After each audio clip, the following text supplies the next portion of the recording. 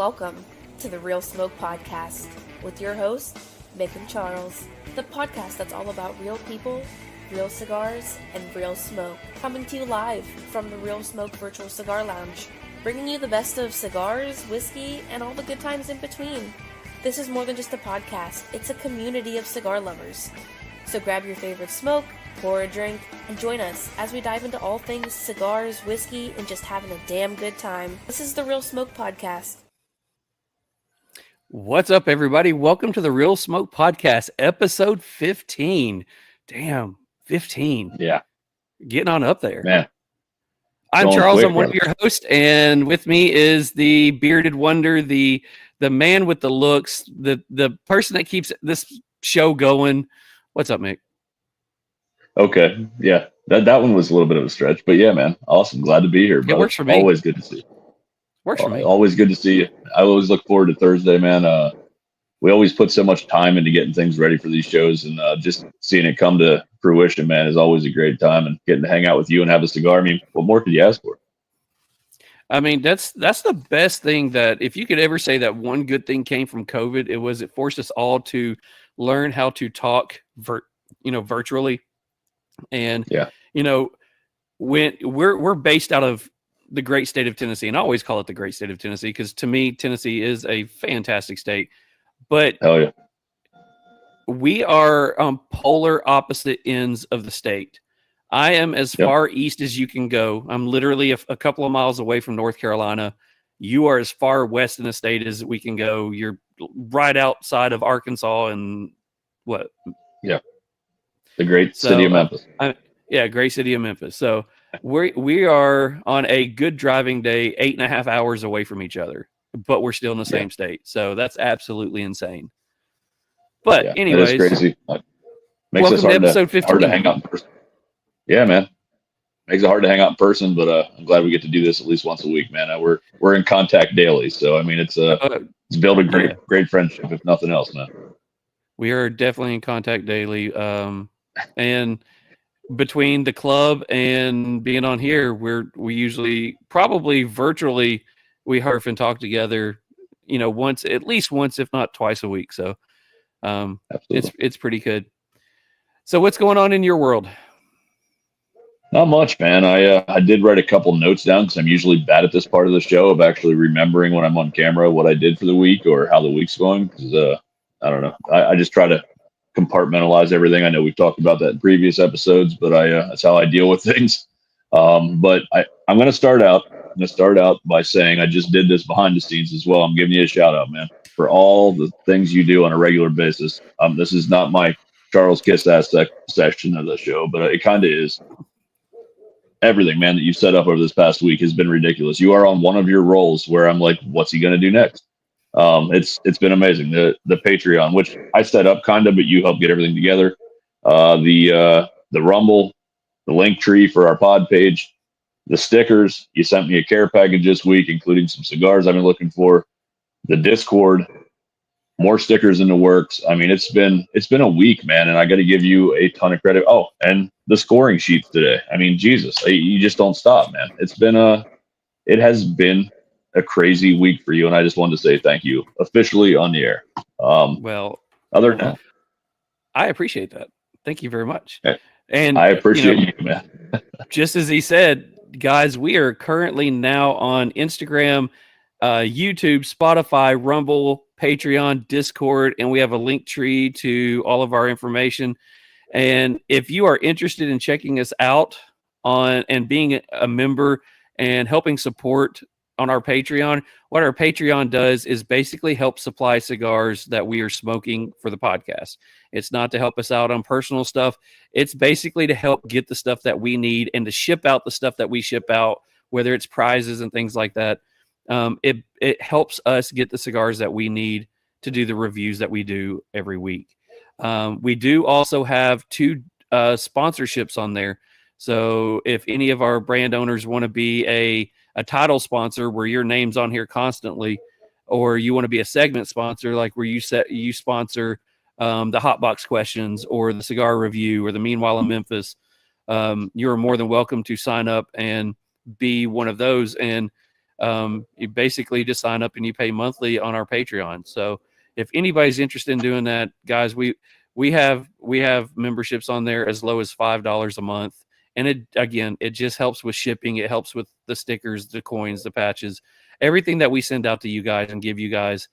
It basically helps out with that. So if you're interested, check us out on Patreon. You can go to the link tree at the Real Smoke podcast Instagram page. Gosh, that's so hard to say. It is. You can go and hit the link in that one. So I don't have much more to add for that, man. I know it took us like an entire Sunday to set up what we were going to do for the different tier levels. And we're back and forth on a few things, but man, there's some exciting stuff there, not just for supporters, but like you said, brand owners, man, there's some super exciting stuff, and it's good stuff that gives back on both sides. So as we continue to grow this, we hope there's some companies and some supporters out there that want to grow with us and get some cool shit in the process. So that's how I'm going to leave that side of it. Other than that, man, honestly, I'm still hitting the diet thing and going back in the gym, and still stopped. I haven't chewed in like 3 weeks. I wanted to kill people, but so I'm changing my life over here a little bit. My employees hate that I quit chewing, but I'm saving some money. It. Yeah, it's been good. It was one of those times when I was having the issues with my mom, and when she passed, you were like, I can tell when I just need to be quiet and kind of give you some space. The first couple of days when you were doing your chew is like, just by some of the answers I get back, it's like, yep, I'm moving on today. I'm leaving him alone. It was not a great time. It was pretty questionable at best. I'm getting better, but yeah, it's been something, man. But it's good. I can spend more money on cigars and other things that it's a good thing. But how about you, man? How's the week going so far? Well, I mean, this has been a crazy week. I mean, for all of our listeners who are in the southern states, you guys got shit on this week. I mean, yeah, a lot of you guys aren't used to seeing snow, and some of your kids have probably never even seen snow, and y'all got some snow. Now, I can't say that we're not getting the cold, because I've got my cigar over here that's gone out, but I'm still blowing smoke right now because it's freaking cold. It's currently 23 degrees right now, and I've got my little space heater out here. So if I freeze, I'm sorry, but the weather's absolutely insane. Yeah, I don't know, man. My buddy lives in Pensacola. He's like, man, 7 inches of snow. I moved south to get away from this shit. He's like, it's insane right now. What else is going on? Oh, we got new president. We're not going to get political on here. Don't care who you voted for. Don't care what side you're on. But I will say this. I said this about the last 4 or 5 presidents. I hope the president does absolutely amazing, because I don't care if you're left, right, middle, up, down, cross-eyed, whatever. If the president's doing good, the country's doing good, I'm doing good. So best of luck to the president. Best of luck to everybody he picks. I hope it's exciting in a good way. Absolutely. Yeah, you couldn't have said that much better. We try not to do politics, at least not real heavy on this show. Don't care which way you lean. We're here to have a good time and enjoy great cigars. But you're right. It can greatly affect certain things in our lives if it goes really terribly or really well. So yes, I wish you nothing but the best as well. That goes with any president. If everything 100%. Goes bad, we're all going bad. If everything goes good, we're all going good. So I wish the new president and everybody in his cabinet the best of luck. Let's make the next 4 years amazing. So hell yeah. Let's see what else. Oh, you were talking about the review books. Yes. You mean this one? Amazing. You pulled that off in one fucking day. There's no other way to put it. I'm like, dude, we should do this book. And I think you said we should combine how we score cigars. Next day, you have a freaking book. Like, how do you even pull that off? Crazy. So this book right here is 100 pages. It has 50 different review sheets on there. We have combined our review system to one big review. This is actually Mick's book. He had no clue I was actually making him a book. This is going out in the mail tomorrow. and we had an idea. It cost me about $21 to put it together and make and have done. So I'm going to get 5 more made. I'm going to have one. Mick's going to have one. I'm going to get 5 more made. If anybody is interested in getting one of these for $25, let me know. I would love to see, because next week we're taking the week off. So we'll be back in 2 weeks. I would love to see if I could get all 5 of these out in people's hands. And the next cigar that we review, we all review it together, and you let us know what your scores are. And every week we just keep up with it. And you can post it on your Instagram and whatever, and just let us know, what yours is versus ours. So that was kind of my idea behind it. And love it. I reviewed today's cigar and went on into the offices like, hey, I got a really cool idea. So I just started typing shit up, and then went to the people who do all of our professional printing and said, hey, I need this. I need some cover pages for this. Hey, I need this bound. Oh, by the way, I need some thicker paper for this. And they're like, cool. So had it done within probably an hour and a half. We got everything done. And so I took pictures of it. And when Mick said that he liked the format, I said, good, this is coming your way. So. And everyone, this is exactly what I'm talking about. We literally talked about this yesterday, and I was going to type something up at work within the next week, just so I had some pages and get it back to him. And less than 24 hours later, he's sending me a damn book. So no, I love you, man. I appreciate it. Let's keep building this together, brothers. All right. So the last thing I got to talk about before we get Enrique on here, and I know we're about 3 minutes before we're actually really supposed to do that. We got the Hatapalooza going on, and if you're watching, can you figure out whose hat is going out this week? Yeah. I will say this: it is not this hat, though. This one's mine. This is one that's been on my wall.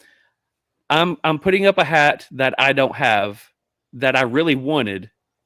This is their limited edition. Can't get it again. It's the skull, the dancing skull with the crown head's crown on it. It's green, white, has the crown heads on the back, has a dancing skull up front. This is the hat that we will be putting for giveaway next week, or probably this weekend, maybe next week, on the Hatapalooza. You know what you got to do to win that one. So special thanks to John with Crown Heads. You sent in a few hats, and I absolutely appreciate, and the people who win these things appreciate the fact that you did that. So this is round 2 for Crown Heads. We actually have one more round coming in a few weeks for Crown Heads hats. So if you're interested in that one, stay tuned. And congratulations to Big Al for winning the lure hat. Big Al. He won today. So that one will go out Monday, I do believe. And then, we'll pick a winner for the other one. I have 2 real quick things. John, if you're watching, I've been trying to win one of your fitted crown head hats forever. Keep me in mind. I buy the damn thing. I know you don't really sell them. I really want one of the fitted hats, because I really only wear fitted hats. A little selfless plug there. Second thing, we haven't done this yet. I figured I'd do it live on the air. I know he watches quite a bit. We did that a while back where, hey, help us get to 100 YouTube subscribers. And we'll send you a cigar pack, some stickers, whatever. We did do that drawing. We did not do it on air, but Charles and I did it behind the scenes. Colby Venable. I'll DM you that later too. But you won on the raffle for getting us to 100. There were 7 people that helped us. We were stuck at 93 for freaking ever. And we finally got there, and now we keep going a little bit, so that's exciting to see. But thank you for getting us to 100. And Colby, you got some cigars and stickers coming, so get me your information, and I'll get them out to you the next week. Congratulations, Colby, on that one. And once again, I know we got some comments coming in, and we'll get to that in just a second, and we'll bring Enrique on here, who just happened to fall out of the green screen, or the green room. So he will be back on here in just a second. And when he does, we will go to him. But again, if anybody's interested in getting the cigar review book, make sure you send me a message on Instagram. You can send it to my personal one, smoke_n_oak_tn. It's on the screen right here. Send me a message, and it's $25. Again, it's 50 reviews, 100 pages long. hardcover front and back and spiral bound. So, I mean, that thing will hold up. I've been using the same kind of spiral bound books for the past 2 or 3 years, actually. Same company's been doing all the binding and stuff on them. So they work out really good. So really quick, let's go ahead and go to some comments really quickly. I know we have some coming in. We've got, that's called sometimes disease. Yeah, okay. Rob says 10 inches in Louisiana. He's outside of I don't believe it, Rob. Yeah, I don't believe it, Rob. I think he should. I think we need video of him jumping out there and doing a snow angel. That's I thought that was Rob bragging. Yeah, never mind. It's Howlin' with Big Al's on here. He is actually the winner of our lore hat. So congratulations, Al. There you go. What else? Hashtag real smoke. Unfortunately, guys, I love the fact that you're typing in hashtag real smoke. This evening we do not have a gift to give away. We will be giving away a hat next week on the Hatapalooza, but I would appreciate it if everybody in here asks questions to us and ask questions to our guest when he comes back on here. Cigars Unbanded says, "What's up, guys? What's up? What's up, Cigars Unbanded? Hopefully you guys are having a fantastic evening." Colby says, "Good evening, everyone." I think this is who you were talking about, wasn't it? That's our winner. Yes, sir. He is Mr. 100. Congratulations. Yep, Colby, thank you for being Mr. 100 on there. We would love to get more people subscribed to our YouTube page, but also if you're not really a fan of YouTube and you're watching us on Instagram, go check out our Rumble. You can look it up at the same at RealSmokePod. Big Al says, "What's going on?" Not much. We're just hanging around on here, smoking cigars and chatting with you guys. Rob the Cigars R says, "That would be really cool." I know this is from about 10 minutes ago, so I'm not quite sure that what would be cool, but let us know. Enrique says, "What's up?" Enrique, I'm so glad that you're on YouTube watching us. I need you back in the pod so we can talk to you. That's awesome. Oh, here he comes. And then Colby says, "Yes, sir." And then he says, "Thank you guys so much." So, guys, we are about to bring on our guest for the evening. Before we do, we're going to go ahead and talk about the cigar that we are smoking. Let me pull that up. But before we do, let's talk about the sponsor of tonight's cigar. Let's see. Before we do that, let's take Colby's comment off so everybody can see the lovely stuff from Beard Apothecary. Check out Beard Apothecary. They are a small business dedicated to crafting high-quality beard care products made in small batches to ensure freshness and attention to detail. Proper beard care is essential for maintaining a healthy, well-groomed beard. Using only premium butters and oils is crucial. These high-quality ingredients deeply nourish the hair and skin, preventing issues like dryness, irritation, and split ends. Beard Apothecary's commitment to using only the best natural ingredients ensure that your beard stays soft, manageable, and looking its best. Come check them out at beardapothecary.com or on Instagram at beard_apothecary. Your beard will thank you. Tonight's cigar is the Matilde Cigar Company Limited Exposure Number 2. It has an Ecuador Corojo wrapper, Dominican binders and fillers. I think we found this one around $10.50 MSRP. So that is the cigar that we are smoking tonight. So, you ready to bring on the guest? Man, I'm excited. Let's bring him on. All right. Coming to the stage is the owner of Matilde Cigars, Enrique Seijas. What's going on, brother? What's up, guys? I'm doing good. How about yourselves? Fantastic. Doing great. Hey, Mick, by the way, we were talking about backstage of all the things that Charles has done and that you've been lacking. Once you enumerated everything, I was like, holy shit, that's a lot of crap. It's been a busy week. Usually he'll send it to me. I think I'm trying to make myself feel better right now, but he'll send it to me. I'll review it and I'll end up posting it or putting it together for whatever we're posting it on. but I'm doing like a quarter of the work that he's doing, and I'm like, dude, you need to slow down for a minute because I'm losing you. It's been crazy lately, but I appreciate everything he does. You got it. You got it. How you guys doing? Everything good? Doing Fantastic. So, I guys, apologize. I actually fell off the internet, third world internet. Sometimes a bitch. Yeah, but the good thing is when you came back, you were more clear and sound better than when you were on here earlier. So That's it's good. awesome. That's good. Yeah. Beautiful. Guys, as we go through the interview, if anybody has any questions and you're on YouTube, go ahead and type questions into the comments and we will post those up as we go through the interview.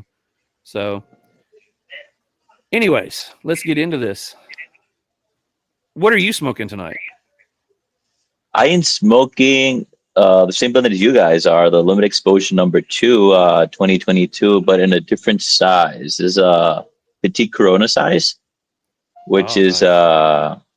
we don't sell them per se. I just every time we have a production of cigars made, I like that size a lot, 42 by 4, and I have a whole bunch of them made just to smoke. I have 2 kids. And that means that I don't have a lot of time to smoke when I'm at home. Right. So I make these to be able to smoke in a quick 45-minute smoke, 30-minute smoke, and use those. Very nice. I would say, and of course, I don't think I've tried that size unless, actually, I do think I tried the purple in that size because you gave me one a while back. And I'll say Yes, you have, sir. that I would say that the red and the purple, the limited 1 and 2, both smoke the best in that size. I love they the smoke flavor. amazing. Yeah, I love the flavor in them in that size. You know, it's something I've been playing in for a long time, having like a smaller size. The thing with having a smaller size is it's more of a convenience smoke, not of a pricing, because it's expensive. You know, Really? the amount of tobacco that you get for the time that you smoke, I mean, you're not paying that much less than the Corona or Robusto when it comes to like our cigars when we price them out. So I think if somebody's gonna, buy a petite Corona, they might want to gravitate towards a Robusto because of difference in price and stuff like that. But at some place, I've always wanted to dabble into like smaller ranges, like petite Robustos or petite Coronas. And I think I'm gonna start doing them for special, like for winter occasions, like for the winter season, having those I would out as appreciate limited that. size releases for winter season. Yeah, that's what I'm thinking. I mean, I'm looking at you guys. Now you make, you're good, you're golden. But I'm you, good. man, It's cold. I know mean, when it's killing me to see you, man. during the winter months, when I go and pick up your cigars, I pick up your Corona size because, and a lot of what I smoke in the winter is going to be something smaller because, especially if it's in the evening, because Mhm. I can only take 15, 20 degrees with a heater going for so long.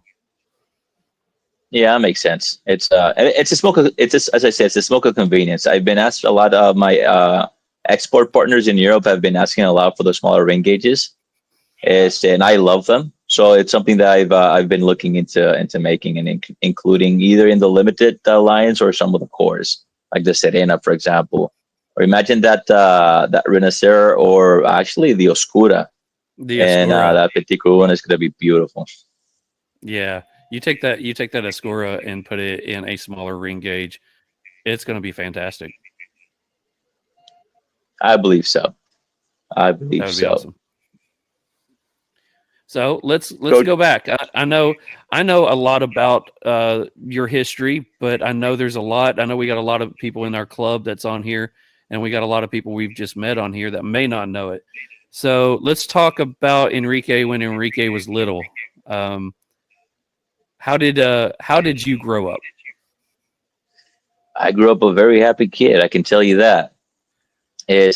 So I'm originally from La Romana. La Romana is in the southeast side of the Dominican Republic, and it's actually known for the sugar mill. We have the second largest sugar mill in the world, or something like that, and we have a resort called Casa de Campo. but there's also what used to be or what is the largest manufacturing facility for cigars in the world. That is Tabacalera de Garcia. So I was born and raised there. My dad was born and raised there. My dad's actually started me into the cigar industry. And by him, my grandfather was a dentist. My grandmother didn't work. He was a dentist slash politician. And he started the industry, sheer coincidence. We just got hired in Tabacalera de Garcia, or what was at that time Tabacalera de Garcia, and built his way up to being the VP of operations and master blender for this company. Why do I say that? Because it has a lot to do with my childhood. I grew up in a beautiful family. My mother and my dad were together until my father passed. I'm the youngest of three. So I have an older sister called Karen. I have an older brother called Ricardo, and then it's me, Enrique. Very mischievous, played a lot. And playing a lot, it came to this huge factory. It was about 50,000 square feet, huge. It was humongous for me. So what I loved doing when I was a kid is, the factory had those polished cement floors. Right. And they were fucking perfect for rollerblading. So every Saturday I used to go with my friends and just go rollerblading through this freaking cigar factory. Lay down on they had the cold rooms for the wrapper, or the bales and the wrappers and stuff like that. I used to lay down there. So I used to fuck around a lot in the factory. I mean, not smoking since I was young, but always around the cigars.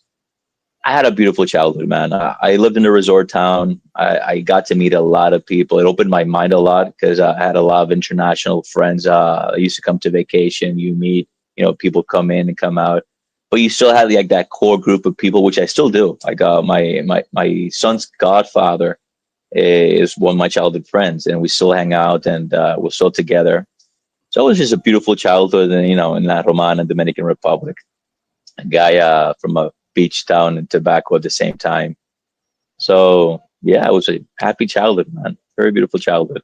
That's amazing. I usually ask this question later on, but you said you really weren't smoking cigars at that age. But like, what age did you get into that? Like as you were growing up, and you were around it so much. When did you just pick one up, or how did that present itself? Well, interest was always there. I saw my father smoking all the time. My dad was a very square person, so he's very respectful towards the laws and all of that. So even if I wanted to like smoke cigars when I was 14, he would have said no. I smoked my first cigar when I was about 16. Obviously, he didn't know. And in the Dominican Republic, there's a thing. We start going out when we're really young. Like I started going clubbing because it was a small town. It was a tourist town. I was out in the streets about 14 and a half, 15 years old. And in 98, Hurricane George destroyed our hometown. And we had nothing else to do. So we sat down, we drank beers, drank some rum and stuff like that. And we started smoking cigarettes hidden from our parents, right?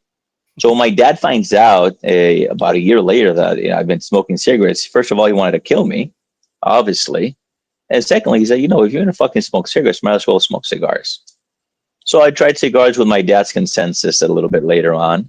But I really got into smoking cigars when I was in college. So I dabbled in, I knew cigars, I played, I enjoyed, 15, 16, 17, 18. But after I went to college, I actually started smoking cigars and getting more into cigars and enjoying them. Not because my dad worked in cigars, but because I liked cigars. Okay.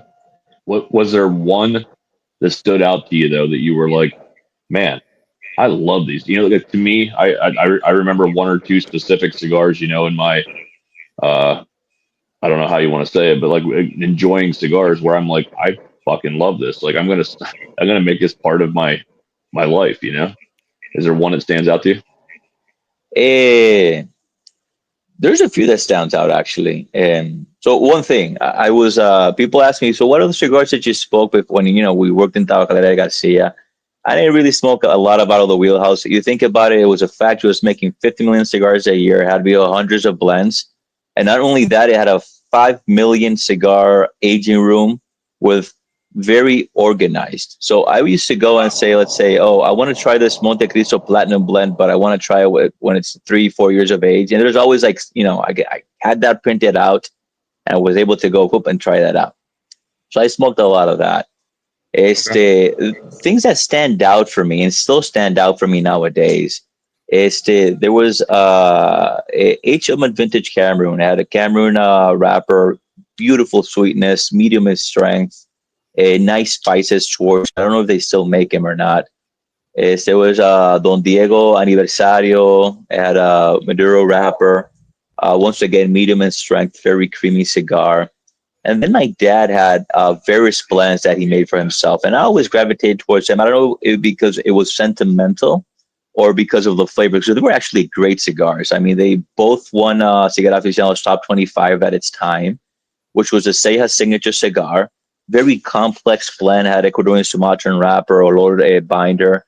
And they had a combination of 5 different fillers. It had Nicaraguan, a few types of Dominican, Peruvian, which actually our special edition is not based off the Seijas signature, but the Ecuadorian Sumatran wrapper and the Peruvian filler were used because I wanted to use tobaccos that my dad used in that same blend, right?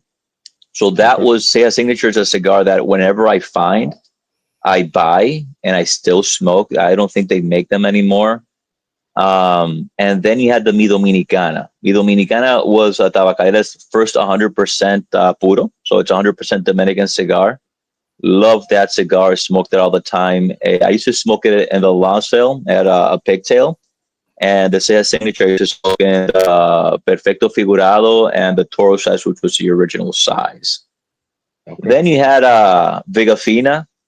Everybody sees Vega Fina as, the Connecticut, the Green Connecticut mild to medium cigar, right? But there were other variations of Vega Fina that were meant for Europe. They had the Vega Fina Sumun. They had the Vega Fina Master Series or Seijas signature at that time. So those cigars always gravitated towards and always smoked when it came to that. Smoked Monte Cristo Platinum. I smoked Monte Cristos. I mean, that's where I was born and raised. But my go-tos, the ones that were in my humor, were those Onyx. Onyx was a fucking beautiful cigar. I mean, Onyx, Henry Clay in number 3. So we had a lot of things to smoke, a lot of things to play with. But those were the cigars like out of that factory actually stood out and I smoked constantly, I would say. Very nice. So I will say that I got to try the cigar that you were just talking about, the new one that you just came out with, and did not look at the information about it. Did not know what it was. I understand why I like it so much. The wrapper that I'm gravitating a lot towards right now is an Ecuadorian Sumatra. And when you said that, the Seijas signature has that, I want to go find that one. Dude, that would be.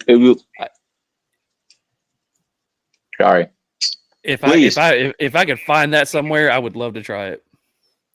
If you ever find some, let me know. I'll buy them. I'll tell you a funny story. I was in Connecticut, in Danbury, Connecticut. Butthead's Tobacco. Guy has cigars like nothing in the world. By the way, I'm packing something because it's starting to rain down at the backyard. So I think I'm gonna have to. I'm getting ready to run just in case. So I'm there doing a visit, friendly store visit. I'm there, hey, Kevin, how are you? How's everything going? Blah, blah, blah. And I look at the floor and I see a box that's kind of very familiar to me at the corner of my eye. And it was original. The Seijas signature, when it came out, had an original burgundy humidor. It was like cedar humidor, and it was leather bound in burgundy. And basically the box is very simple. The ring is very simple. It has my dad's signature on it, and that's it. Right? And I see that, and I look at it, I'm like, are those Seijas signatures? And he's like, yeah, those are Seijas signatures. I'm like, how many do you have? And he said, well, this box has that. And then we go to the back of his room, and he had like 3 fucking boxes of Seijas signature. And I go, do you have Mi Dominicana? And he had a box of Mi Dominicana Lancero. I went there in a sales visit, man. I went there to sell cigars. I ended up buying like 5 boxes of cigars. And they were all like the Seijas signature and shit like couldn't get it. So So I always try to get them. I always try to buy them whenever I can find them because they're beautiful smokes. Even 20 years later, I mean, those cigars are 20, 25 years old. Because I know because of the burgundy box, of the leather bound box. And they still taste great. They don't have as much umph as they did before, but they're super balanced, a lot of flavors. Just a beautiful cigar, man. So if you ever find them, and if I ever find more, I will let you know and I'll ship you some. That's a Please promise. do. Well, you Please shared do, man. It sounds I like have a story about you almost identical to what you just said, and you'll know this because I texted you the moment it happened, but a couple of years ago, my wife for my birthday decided that she was going Wait, to take guys, me. Go ahead. give me. I gotta move. Give me a second. Okay. Or really quickly while he's jumping off here, we do have Rob says Buttheads. I love that name. Buttheads has a lot of old stuff. I know several guys that shop there. All right. If you can find that cigar that he was talking about, the Seijas signature, that's an older cigar, let me know. I will. Yeah. We will do some bidding or let me some. know. Yeah. Let us know. Let's see. Coming on here, John says, "Howdy, folks. Howdy, John. We have a lot of Johns that jump on here. Have you noticed that? We A do. lot of Johns. Yeah, it's really A hard to lot of keep up. Johns and a lot of Robs. Yeah. Johnny jumps on here. Johnny is one of the editors and writers and reviewers for Cigar Public. Johnny jumps on here and says, "What's up, guys? Let's give a shout out to Cigar Public really quickly, as well as You beat Johnny. me to it. I was getting ready to go to bed last night, or it was either last night or the night before, I can't remember. But something popped up on my Instagram feed, and it was a article written by Johnny on Cigar Public, and it just happened to be covering the show that we did with Doc about men's mental health, and he did a write up on it, and great job on the write up. Thank you for posting Thank us you. on there. Absolutely enjoyed that one. That is probably one of our favorite episodes that we've done since we've started. Proud of it. So Proud of it. Thanks, Johnny, for doing that for us. And we have put in another bid to have Cigar Public as a sponsor. So we hope that goes through. I know they're going to be having a meeting soon, and they'll be talking about it. So what else is going on? I know Enrique is getting out of the weather, so we're giving him some time to not be drowned while he's over there. By the way, if you ever see some of the pictures that he posts about where he's at and the views that he has, oh dear God, he lives in absolute paradise. Yeah. Let's see. Yeah. Going back to the snow, Rob says he has pictures. I still don't think he's talking about the snow. Yeah, I don't either. I need pictures of Rob doing snow angels in the snow. You've been challenged, Rob. I'm back. He's back. Welcome back. Well, just one thing. That's not where I live. We have a cabin up in the mountains, which I try to go as much as possible. I wish I could live there, but my wife would kill me, divorce me. My wife's a city girl, so unfortunately I live in an apartment. But I go as much as possible to our cabin up in the mountains, which is a beautiful, beautiful place. Very quiet, beautiful to smoke with mountain views all around. It's been in our family for about 25 years. It's actually it was my dad's dream, and he fulfilled it. And we keep it intact and use it as much as possible. Now we have kids. I live in the city. So now that we have kids, I try to go as much as possible so they can actually live what I lived as a child. Because I was a child. I mean, I used to run around our neighborhood like crazy. They can't do that shit in the city. So so we have that. Especially not the city I live in. Yeah. I remember seeing some photos that some family photos that you guys you took up there when a bunch of your family was up there, and just you can see the peace on just the family's faces and the pictures that you guys take when you're up there, you can tell it's just it's a serene, it's a beautiful place. So, Oh yeah, it's ridiculous, man. I wouldn't change it for the world. Well, I changed it for my wife, but besides that, I wouldn't change it for the world. I told you I used to live there. I lived there like for 3 or 4 months before I got married. It was like at that time I had no internet. The roads were kind of off, so it was very scary because I got to know myself extremely well. I would say too well. The quiet can scare you at times. I agree with that, but it is peaceful for short moments in time where you are away from your phone, away from. That's like me and my wife's number one rule when we go on vacation. We leave our phones behind, at least for the majority of the day. You know, we can catch up later, and it's just something that we try to do, and that reconnection, man, is huge for me. Oh, 100%. You got to deconnect. I mean, I've always said that technology is beautiful. It frees you, but it can also enslave you. I mean, if you're always connected to your phone, I mean, I always say it's socially, anti-socially. I mean, I'm talking to you guys, but I'm on my phone doing like this with somebody else. Or, I mean, if you think about it, I could work from anywhere, but if I work from anywhere and I don't have a control of it, I'll be working all the time. So I miss a lot of stuff. So yeah, there's a fine line between, technology working for you or you working for it. And I try the same as you. I try to keep away from it when I get home. I put my phone to charge, and I try to play with my kids because I'm out all day. And same thing, you have to have family times. And when you have a phone on, it's not really family time. I mean, your phone, you're working or you're talking. Might as well just put it away. 100%. 100%. Yeah, me and the wife, we caught our we moved about a year and a half ago. I'm going way off subject here, but I moved about a year and a half ago, and we'd find ourselves.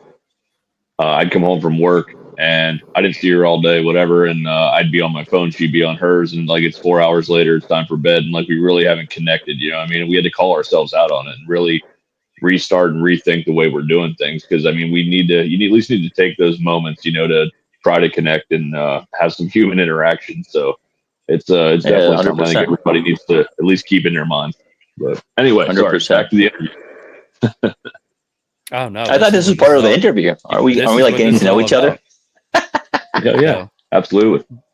Going back into the story, a couple of years ago, my wife took me to Tampa for my birthday. So we were doing the whole Tampa experience, visiting, JC Newman, a bunch of the shops down there. And as we were driving down there, she said, "We're going to be down here for 4 days. I want to see how many cigars you can smoke in 4 days." And it's like, challenge accepted. So it's got to be on one of the last days. We're at this little bitty hole in the wall cigar shop. Don't remember the name of it, but we go in there. I'm about done. I don't think I can smoke anymore. It's been a long time, or a long few days.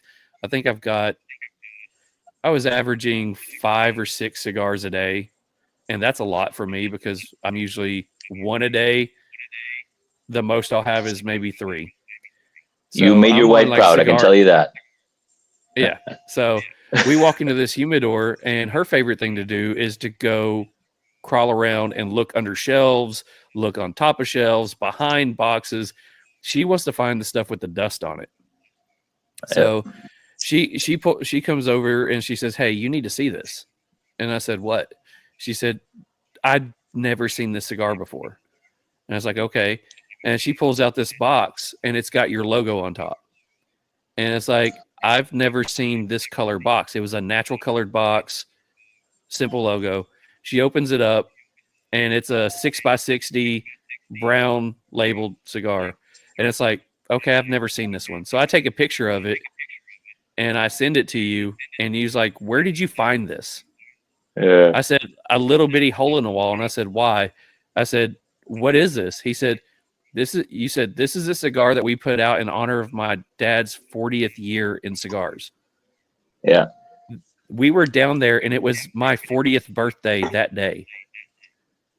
So I go up to I go up to the guy and said, "Hey, I want these cigars." He said, "How many?" I said, "No, I want all of these cigars." I said, but here's the caveat. I will only buy the cigars if you sell me the box. He's like, well, it's the only box we have left. I said, you're not going to get any more of these to refill the box. I said, Exactly. I want to buy the box. He's like, I can't do that. And I said, do me a favor, call your boss. He literally calls his Really? boss. He didn't want to sell you a box? No, he didn't want to sell me the box because there was like 12 left in it or something. And he wanted to keep the box in case he got more to fill up the box. And he called his boss, and his boss is like, yeah, I don't even know what cigar that is. He said, because just go ahead and sell him what he wants. So I brought that home, and I smoked. The last cigar I had on that trip was your 40th anniversary cigar for your dad on my 40th birthday. That's a cigar from 2014. That is correct. Yeah. Wow. And That I is still beautiful. I think I got like 6 or 7 left. And the box is in my office up on that. The cigars are in my humidor, but the box is actually sitting on my office like desk. So And here's one of the things that I love about this industry, about cigars, is that it's this kind of thing, right? It's that we put out something that has value to us because X, Y, Z. In this case, it was my dad's 40th year in the industry, right? You find it and you relate to it because you've met me and you like Matilde, and then I also met the owners, right? And you text me and I say, well, man, this is for my dad's 40th year. I'm like, shit, it's my 40th year. So now automatically it's created a link. So with that cigar specifically, you've created a relationship and a link with it, not only because of me, but now that's your 40th birthday cigar. And that's a beautiful thing about our industry and about cigars, that every cigar you smoke has a moment. It has it takes you back, right? It's like a memory. I've always said, like with cigars, I mean, you have your palate, you have your sweet, salty, acidity, viejo, bitterness, right? And then you have your balance. Then the rest is triggers. I mean, it's triggers that triggers your brain. The aroma triggers your brain. You get that, you get the hay, or you get the orangey, you get the citrusy.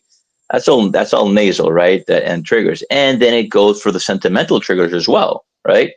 So now when you're feeling down, you say, you know what, I'm going to smoke one of my 40th cigars. That will take me back to this moment where I was very happy. And it takes you back to it. So cigars not only treat your palate, it treats your heart, your soul, right? Because it takes you back, my dad passed away not so long ago. And I had that day I smoked his 3 cigars. When I say his 3 cigars, was his signature and Toro size, the original one. I smoked the Mi Dominicana Lancero, and then I smoked the original Renacer Corona. That was launched in 2014. I think I have the box 420 something, like from the first production. So my dad's viejo, after my dad's wake, I sat down, viejo, and I smoked one cigar, and I kept on talking, blah, blah, blah, blah, lit up my other cigar. And those just took me back to nice memories with my dad. So that's a beautiful thing about cigars. It's not only the pleasure of smoking, it's where it takes you. And then you have cigars that really take you to a bad place. You don't want to smoke them ever again, right? But let's keep to the good ones. Yeah. I've told this story 100 times on here, so everybody will about probably tune out for the next 10 seconds. But the journey started for me with cigars when I was down in a little cigar shop called Cuban Paradise in Johns Pass, Florida. And I always like to go to the old heads and be like, hey, what are you smoking? Just to kind of see what they're smoking and see what they like in the shop. And the guy said, it's not always about what you're smoking, it's who you're smoking it with and the real moments you share along the way. So to me, I'm like, you know what? That is so fucking accurate. Like some of the greatest moments I've shared have been over cigars, and you get that emotional connection to it. And, like Charles is a true cigar reviewer. He does it the right way. I don't do it the right way. I eat supper before I come. I have a drink. I come here. I smoke a cigar, and I review it. Our scores are somehow very close, usually, but to me, it is an emotional thing for me because it brings you back to flavor notes and something you found in other cigars that you liked and the people you shared it with. And it's so much of an emotional dance with me that I'm not sure I am a great reviewer, but I love smoking cigars, and it is about that emotional connection for me, for sure. Well, I mean, you're reviewing the cigars how you believe. I mean, you're a great reviewer in your case. That's a beautiful thing also about cigars. It's subjective. You have objectivity, which is construction, consistency, the draw of the cigar, and make sure it tastes the same every time you smoke it, or it takes you back, because the cigar's never going to taste the same, right? It's impossible. It's like you take a painter, right, and you say, okay, I want you to do a portrait of Mick, right, and you get the same canvas on the side, does a portrait of Mick again. From far away, they're going to be the same, right? But when you go close by, there's going to be variations, right? Same thing with cigars. Yeah. But that's objectivity. That's construction. That's consistency, and that's draw, right? And then you have the subjectivity. And that's a cool thing about cigars. I mean, your opinion is your opinion. I've had people that say, man, I don't like your cigars. I'm like, that's great. I mean, but were they burning bad? Were they smoking bad? No, it's just not for my palate. That's great. I appreciate your feedback. It is what it is. And when it goes to the reviews, it's the same thing. You're going to get things that I won't get. Why? Because you were born and raised, you were exposed to different things in your life. So I get viejo, I get barnyard viejo, I get manure, I get leather. Leather for me is a horse sweat with a saddle. I think we talked about this, Charles. And I get that from the broadleaf. I love it. It takes me back to my childhood when I was riding horses in my grandfather's farm. I love it. But imagine that I tell somebody, oh, this cigar reminds me of my grandfather's farm, all the manure. I'm like, what, cigar tastes like shit? What are you talking about? But it's a different sensation. It's a different world, right? And that's a cool thing about it. So, and I've always said, whatever you like, whatever you love, however you review the cigar, all I ask for, and I asked anybody that does reviews or taste cigars, smoke cigars, just give the cigar the respect the respect it deserves. Not only the cigar, every time we work on a blend, every time a cigar is manufactured, it takes a long time, right? And we believe that we're putting the best out there, right? And it's our belief. So when somebody goes out and says this cigar is just a piece of shit, and says it's a piece of shit, it can't be a smoker, or it can be a reviewer, whatever you want to say. So they're putting down somebody's hard work, right? And it's not a piece of shit. It's not for their palate. There are cigars that are extremely bad, period. I mean, there are cigars that are just super bitter, or they were just badly made.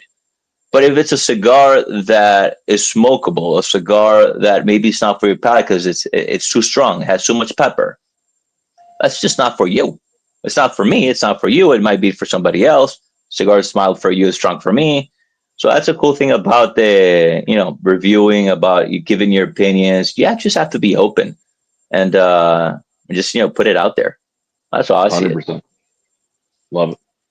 See, one of the things I always talk about when it comes to people who review cigars, it's the same kind of thing when it comes to like a movie critic.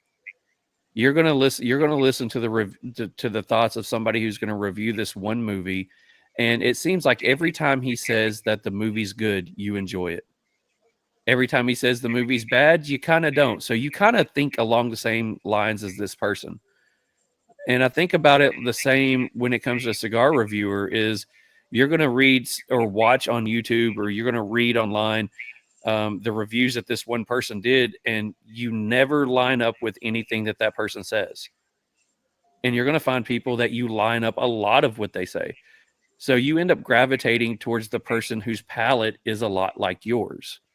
And I think that's the misconception of reviewers is we're not saying that ours is right. At least you shouldn't be saying that yours is right. It's just, this is your opinion. And opinions we know what opinions are. It's your opinion. And if you agree with our opinion, great. If you don't, you don't. But I agree with you.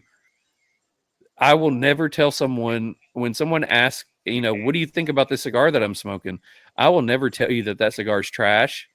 I will. The worst that I'm going to say about it is that cigar's not my palate. Yeah, exactly. It's not for my palate. I've had it. I've had friends that give me cigars. It's a great cigar. My dad wasn't a super powerhouse smoker, right? He wasn't a guy that smoked extremely strong cigars. He could enjoy them, but it wasn't in his wheelhouse, right? He was given it, every time he's given like a very, very strong cigar, he'd smoke it at half, and then half into the cigar, you just put it down. It's like, it's a great cigar, it has a lot of balance, has a lot of flavor. I'm not a fan of the strength. I just put it down. It's a beautiful cigar, but just not what I'm looking for. Because at the end of the game, we're here to enjoy. So we're here to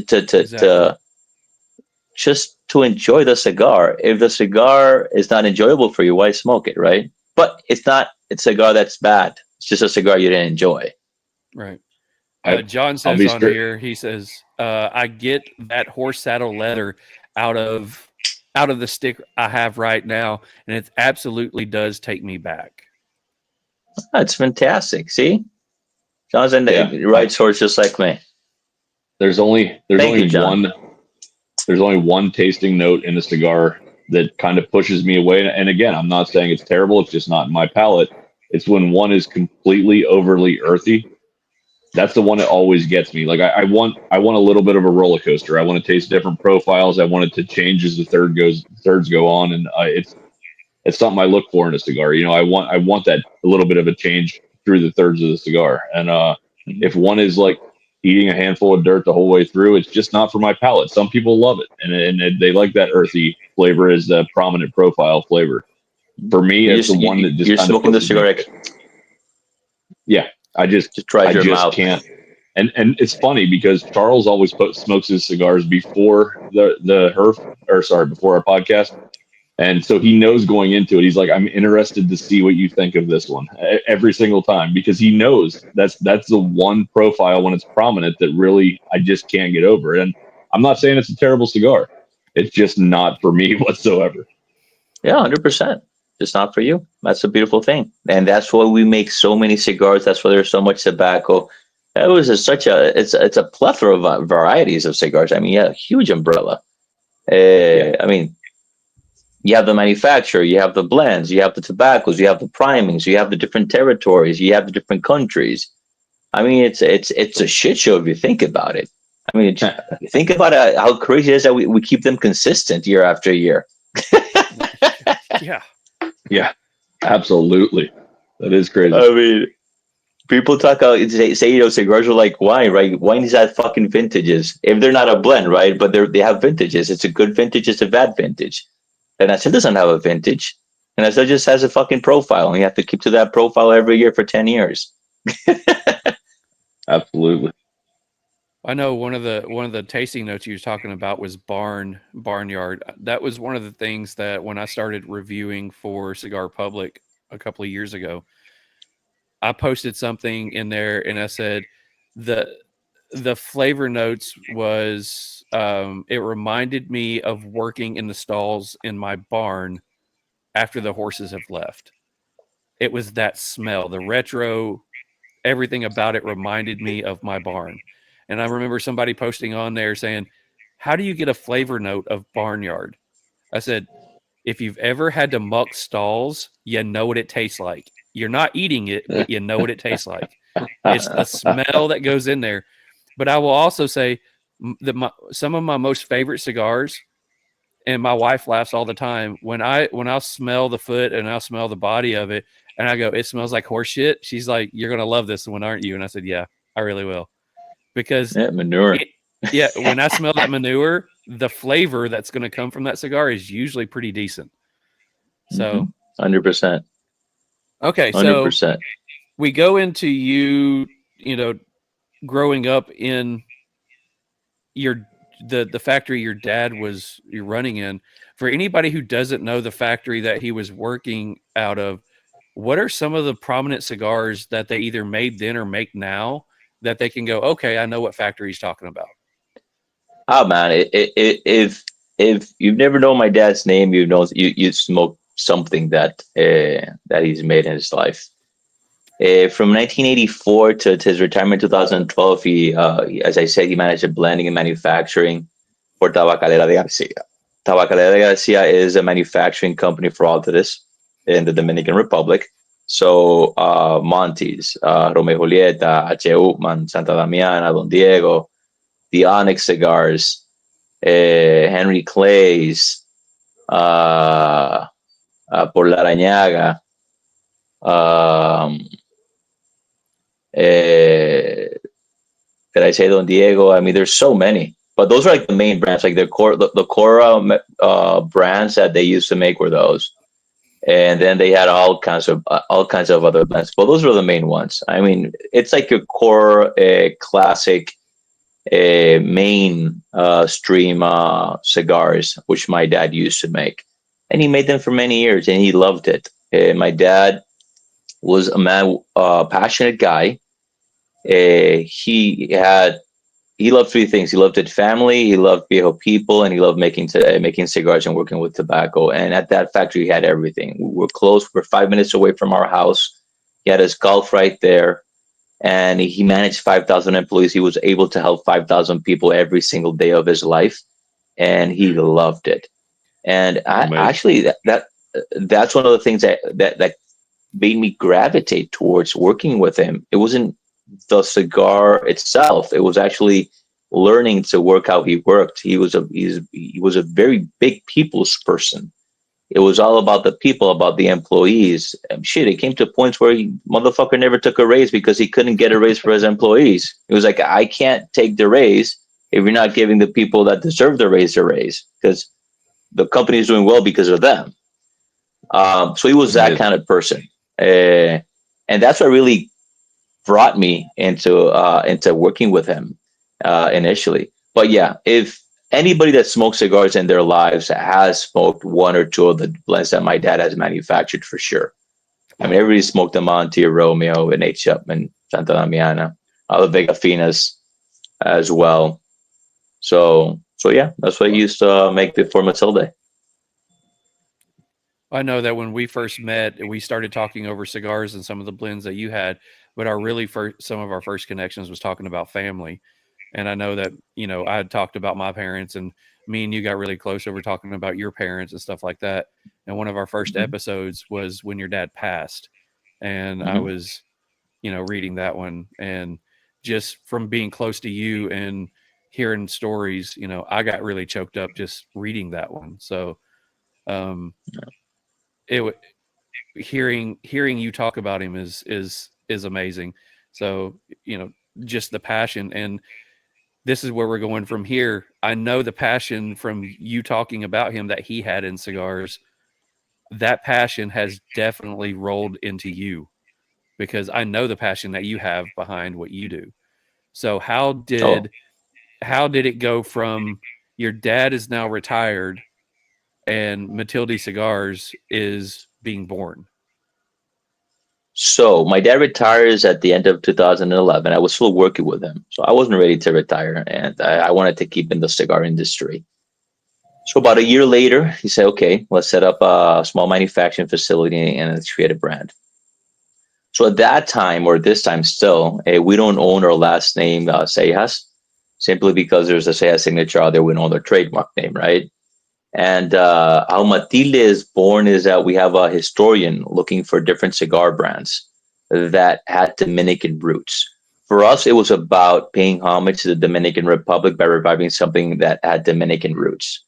And Matilde came along. We found Matilde. It was a brand that was founded in 1876, or a cigar company founded in 1876.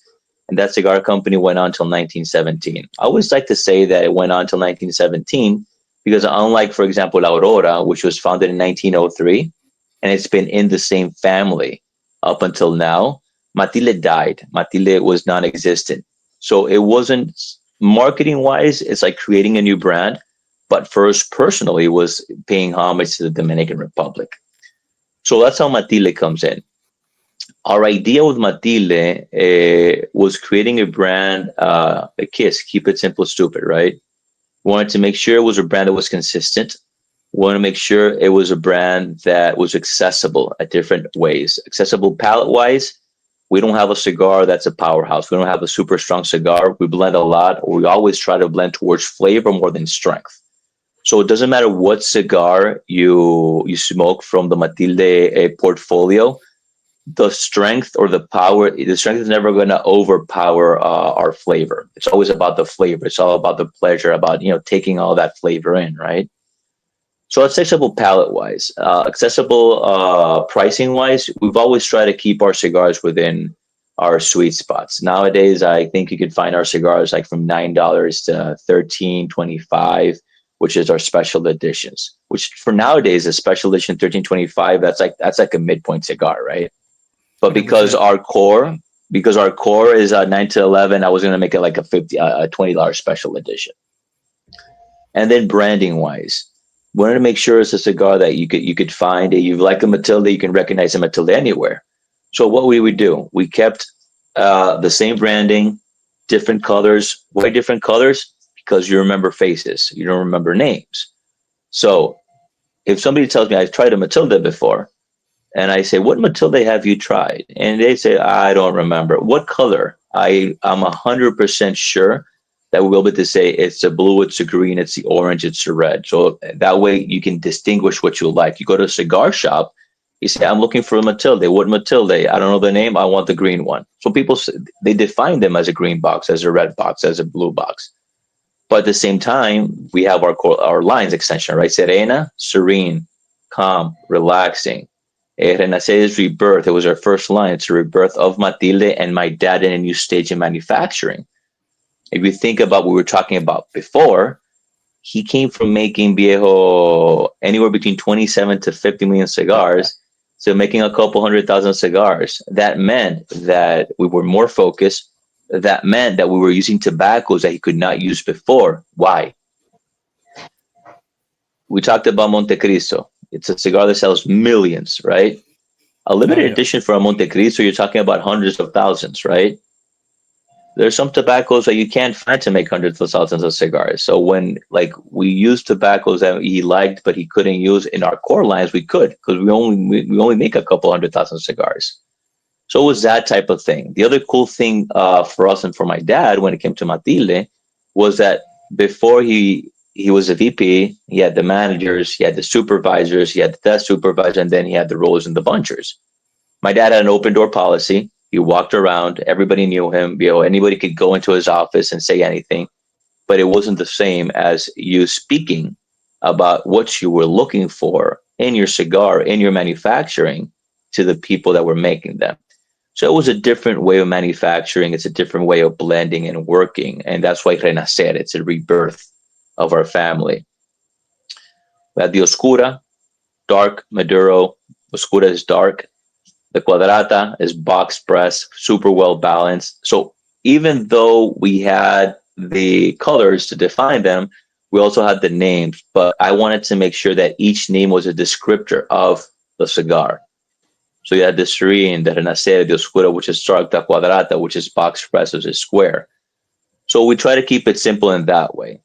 The other thing that we decided to do very early on was focus on core initially. So you'll see up until 2016, we only made core lines.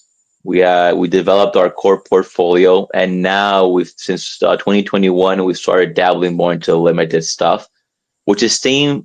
I call it limited in production, not in time, because the blends come back. We just do a batch production, which we age and then release to the market, and then we'll do them again the next year. So they're limited in production, not in time.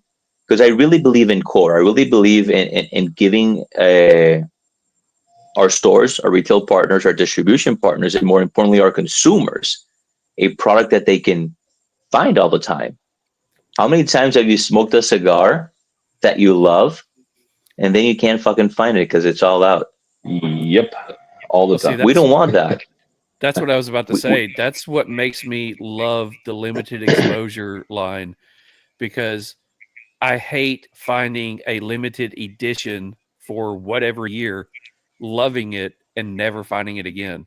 But I also know that when it comes to your limited exposures that, okay, the shop may have run out, but I do know in a few months I'm going to see it again. Exactly. So, you don't have to buy 15 boxes. You can buy 8 boxes of limited exposure and buy 15 boxes of the rest of the Matildes. So let's go into the line. You just started talking about them. So let's go from lightest to fullest. So you want to do them? Yeah, let's talk about them. You have, I guess, Serena would be your lightest, right? Let's go through them. That's correct. Serena is our lightest, and in my opinion, it's our most versatile cigar. For a simple reason. It's Ecuadorian. It's Ecuadorian Connecticut wrapper. It has a Dominican binder and combination of Dominican and Nicaraguan fillers. But what we were trying to do with this cigar, it was creating a blend that was mild enough for beginners or for mild smokers, but had enough flavor and character for a medium plus body smoker to still enjoy. That's why I say it's a versatile cigar. It has a lot of character. It's got good flavor. It's a creamy cigar. It's got beautiful sweetness towards it. And it's very clean to the palate. It's a perfect morning cigar with a cup of coffee. Either if you're drinking espresso, if you're drinking cappuccino, it goes great with coffee.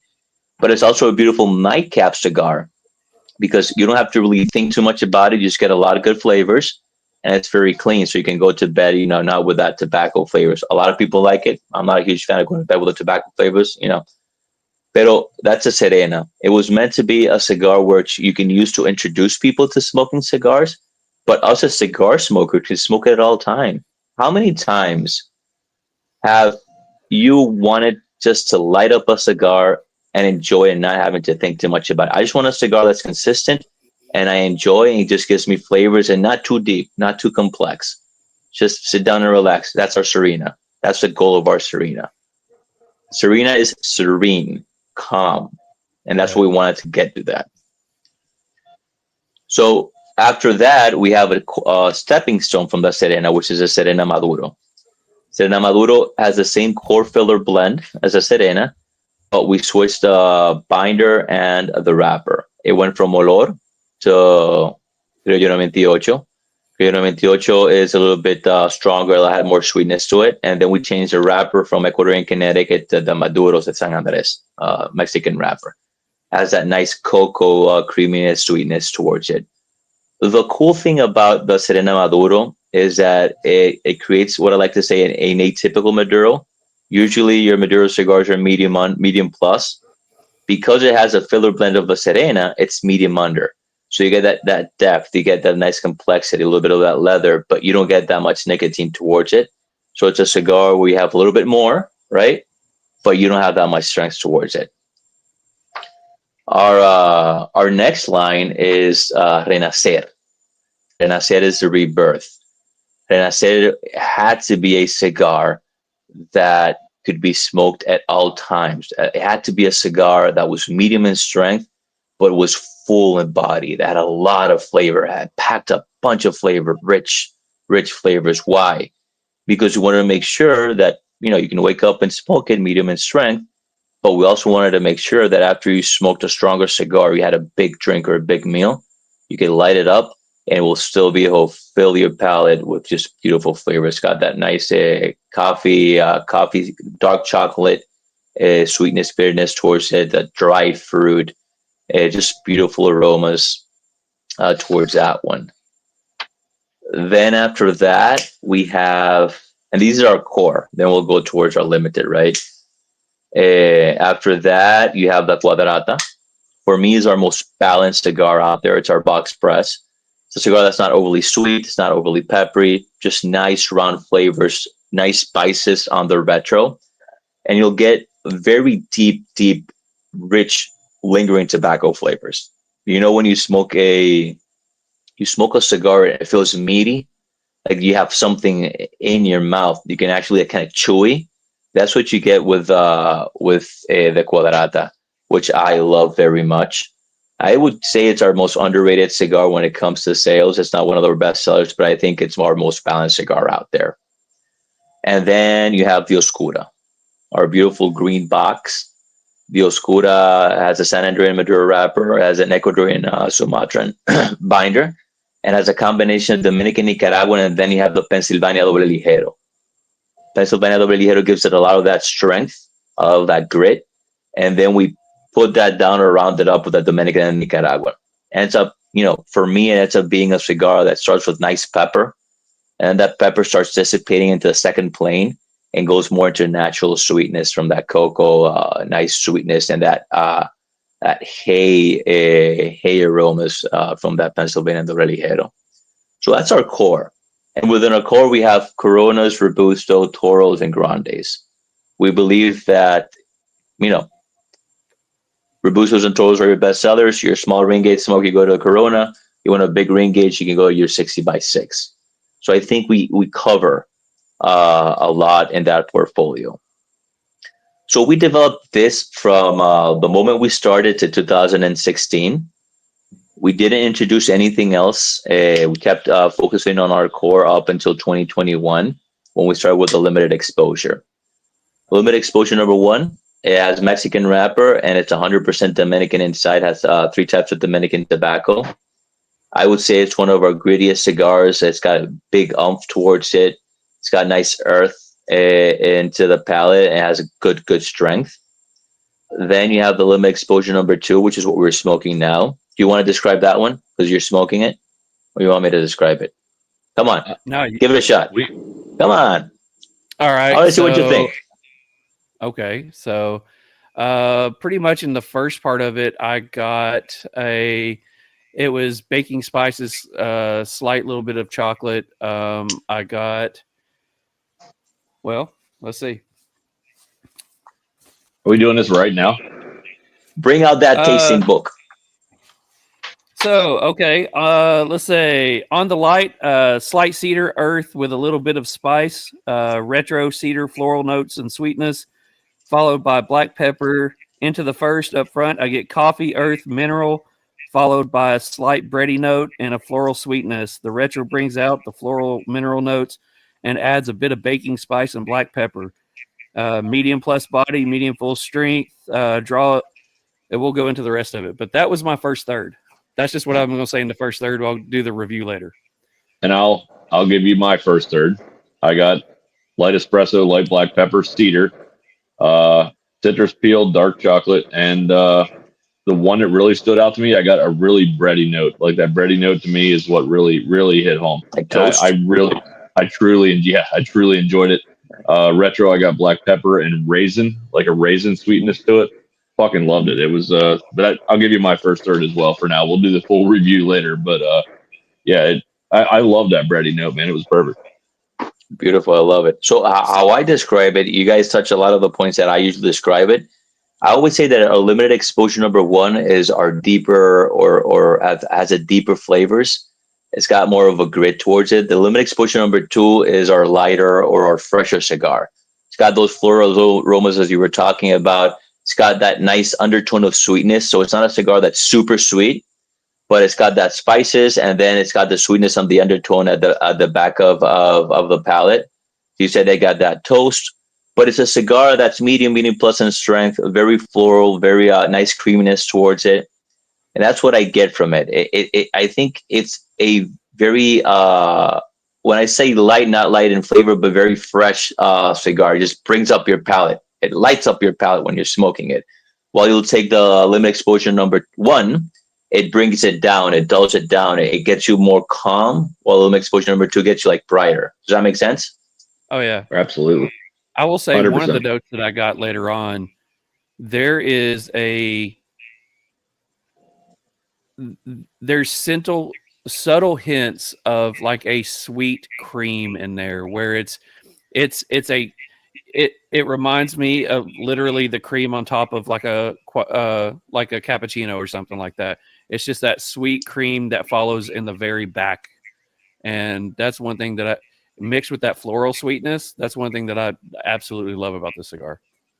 That's a whale sperm that we use on the cap glue. That's what I thought. That's what I thought.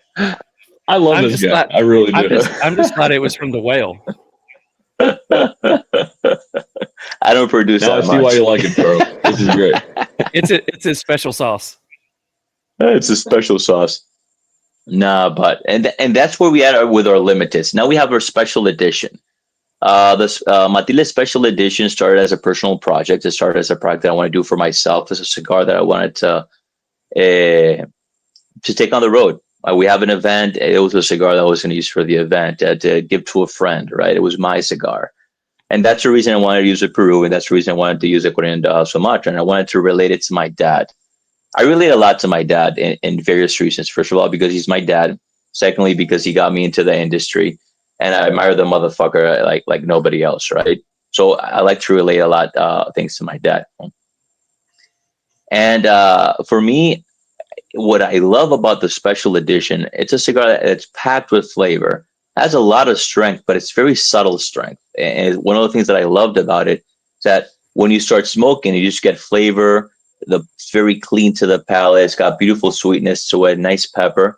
But then little by little, it's a creeper, right? you It feel is. that strength as you're smoking. It keeps on going up and go, but you ended up being, oh, coño, it's not a mild, it's not a medium cigar, it's a medium plus bodied cigar. Just so well balanced. It has so much going on in the palate that you don't feel that strength up until like you're halfway there, which is what I love about cigars. If I'm ever gonna smoke a strong cigar, I want it to be a cigar that's like that, not a cigar that I feel the strength in the palate. I don't want a cigar that's aggressive. I want a cigar that is very smooth, that caresses my palate, that fills my palate with flavors and aromas, and but gives my body the nicotine that it's looking for, but slightly and little by little. And that's what we get from the special edition. So Now, a selfish question, real quick. The blend that you have in this special edition, I got to have one of them. Is that something that you're going to keep as a special edition, or is that something, the blend, that you're looking at bringing back as something that could potentially be core? everything that we make will be produced at some other point. The only things that we don't make are things that, so as I said, it's a special edition. I never say it's a limited release. It might be limited edition, limited production. We want to make sure that we bring it back at some point. That cigar had a lot of age. That cigar, it took a lot of time. But yeah, we're actually making it again. Because what happened was that because it was a personal project, we didn't have a huge production on it. So my export market wasn't able to, we sold out in the States. So we made a second batch production, which is going to go to the export market. And there's always, leftovers, 1 or 2 boxes that, we ship to our retailers, good retail partners in the States. But we did a second production of the 2024 to be able to support our distribution partners, which is our as important as our retail partners in the United States, And that's something I've always tried to do. I mean, either at the same time or very close by, I want to make sure all our partners, all our smokers across the world are serviced with that same type of blend. And most importantly, in Dominican Republic, anything that I make, it doesn't matter if it's a Canadian exclusive, it doesn't matter if it's a country exclusive, you will be able to find it in Dominican Republic because we are Dominican. We make the cigars here, and I believe that everybody Dominican should be able to enjoy it. You know how hard it was for somebody in the U.S. to get a hold of that Canadian exclusive? Oh, but wasn't it good? Oh yeah, it was. It took me almost a year to find that cigar and somebody who would be willing to send it. And I finally got one in. So I had that one. I had the USA exclusive that you did. I got a couple of those. And then I've had this one.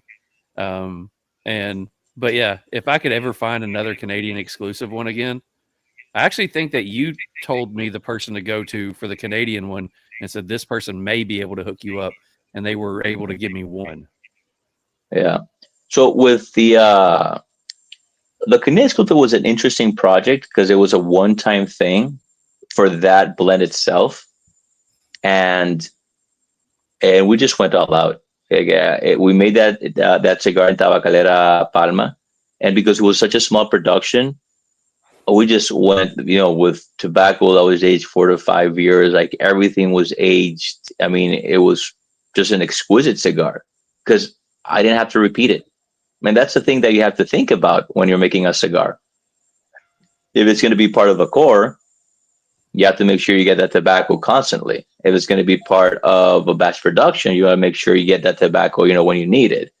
So when you're creating a line, you're creating a blend or whatever you're doing, you have to go and say, okay, what is this going to be? Can I get this tobacco? Can I get enough tobacco? And that's one of the things that goes back in the factory. In this case, that Canadian exclusive specifically, we won't be able to produce again. I can replicate the blend with the tobaccos. It's just the age that those tobaccos had when we made them. I won't be able to replicate. So it'll have a little bit more towards it. But that was a great. I smoked up through that shit, viejo, like hotcakes. I don't have any. I stopped having them for a long time ago now. It was at 2019 we launched that. Wow. I always do a little bit of research going into our guests. I mean, I know you from what you post on Instagram and what Charles has told me over the years and what have you. But let me grab my notes here. I wanted to ask you about the name Matilde because to me I was like, huh, it's not his last name, whatever. I read that was originally a company founded in 1876. Is that correct? And that you guys 100%. wanted to pay homage. You guys wanted to pay homage to that brand, to your country, whatever. I'd like to hear a little bit more about that. It's exactly what it was. So the funny thing is that, as I said, my dad was a very square guy. So we started traveling with Matilde. It was like, who the fuck's Matilde? And I would say, it's my dad's mistress. She has a house right beside her. People are like, what the fuck? Osechu has a mistress? But the true story is that, as I said, we wanted to revive a brand that had Dominican roots to pay homage to the Dominican Republic. Most of the tobacco that we use is Dominican. We make our cigars in Dominican Republic. We are from Dominican Republic, born and raised. I don't have a generation that's Spanish or whatever it is, right? We're all Dominicans fully. So we wanted to revive a brand that had Dominican roots just to pay homage to the Dominican Republic. And that's where Matilde comes in as a brand. A very cool thing about Matilde is that my mother-in-law is called Matilde. And I started dating my wife like a month before we started this project, which is pretty cool. So my mother-in-law is called Matilde and her mother's called Matilde as well. So now it's in the family, but it's not really part of our family. We never knew the family that founded Matilde. It was just a way for us to revive something that was Dominican. So I'm going to throw one little quick thing at you. This is going to mean nothing to you, but I think it's funny. So a buddy of mine, Dave, Charles has met Dave. When Dave gets super drunk, he does a character where he pulls his shirt up over his head and says stupid shit and like runs around and hugs people and shit. And he calls himself Matilda. So the first time I saw your cigar, I was like, I got to fucking buy one of these for Dave. I don't even know anything about this company. So I bought one for Dave and I bought one for myself. And I was like, this is a solid smoke. And I just did it as a joke because I knew nothing about this. Was early on in my cigar, I don't know, learning experience, I guess. And that was literally my first exposure to your company, was because my buddy does this character every time he gets super drunk, and his wife hates it. It's the best thing ever. So Dave, if you're watching, this one's for you. But I had to tell that story. It's how it brought me to your brand. It's such a weird story, but yeah, I love it. When you were describing Dave, I was thinking of Beavis and Butthead. Yeah, that's exactly what I was thinking. That's exactly what you should do. I'll send you guys all a picture later of him doing it. He did it on my going away party when I left Pennsylvania and moved to Tennessee. His wife's like, do not do Matilda tonight. And of course, I egged him on all night and had to make him do it because it was my last night in Pennsylvania. I haven't seen him in a year and a half now. But, well, I guess once. But anyway, so I actually took a picture of him doing it, and I have it on my phone. It's the best thing ever. But I'll make sure I send you both that by tomorrow. It's a good time. Well, you got to thank Dave for introducing you to Matilde. 100%. 100%. So one of the questions that I got from, and everybody who watches this knows what question I'm going to ask. I got this from a friend of ours who owns a different brand, but one of his big things is thinking about the cigars and lining them up through the day. So I know you have 4 core releases and 2 limited exposures. So let's say today I'm going to smoke. I'm going to have a Matilde kind of day, and I'm going to smoke 3, maybe 4 of your cigars. Give me a lineup according to Enrique, where I'm going to start, what I'm going to pair it with, whether it's food or drink, and take me through the day on how I'm going to enjoy your cigars. You're going to wake up, you're going to shower. That's a great idea. Okay. Wake up, shower, wash your mouth, and do all that guy shit. I always start my morning with a Serena. Serena cup of coffee. That's my go-to cigar. I usually do like a Serena Corona. That's my go-to cigar when I get to the office, start organizing my day. It's Serena. obviously, if we have something else to smoke, I'll go to Fogoso, but it's usually gravitates towards the Serena. Then with the rest of our lines, it depends on what you go. So let's say you. With you, you go with a Serena. You have the mild to medium cigar, creamy cigar. Day passes. You have lunch. You want to sit down, relax, have a good conversation. You've already had a big lunch. Let's say you have steak, right? And you're very full. So you want something that's in your face, but we want something that has a lot of flavor. So then I go towards the Matilde Renacer. You get that cigar, you don't have that huge nicotina bunch in it, but you're going to have that a lot of flavor. You're able to have that conversation and just enjoy the chocolatiness. You're going to be able to enjoy that that molasses of sweetness and all that, the beautiful thing like your dessert, right? That sweetness from dessert. And then after that, walk your dog, do all your barnyard stuff, And then because you've been through your barnyard and you had all that hay, I would go into that limited exposure number 2, which is a great cigar because it has a lot of flavor. And not only because it has a lot of flavor, but because it's a bright cigar. And I always say in the middle of the afternoon, 6, 7 p.m., you don't want something too gritty, something brighter. And then to close out the day, you want something to relax you, to put you down. You go with that Oscura, or if you ever find it, you might try Edición Limitada America, which is a cigar that we make, which we don't distribute that much. We will start distributing a little bit more this year. The red band, right? Red. Yeah, Ella. You can see it in my Instagram. And that's a beautiful nightcap cigar. Okay. Great flavors, very smooth cigar. So that's where I would go to. You can either, like in the middle of the day, you can do the Cuadrata or you can do the Renacer. I would keep the Oscura for night. In your case, in my case, I do Serena again for night before I go to sleep. In this case, I'm doing limited exposure number 1. But once again, that's how I would go ahead. Everybody does their things differently. I know people that start strong. They want a huge kick of nicotine at the beginning of the morning and they go mild. I know people that just go straight into medium all the time. But I think that's a good roller coaster of flavors. You get that mild, you get a lot more flavor, then you get a little bit more grit, and then you get a little bit fresher. So I will say that I will close out the night tonight with the Serena Maduro. That has become one of my favorite cigars. The Oscura from your line is probably my favorite.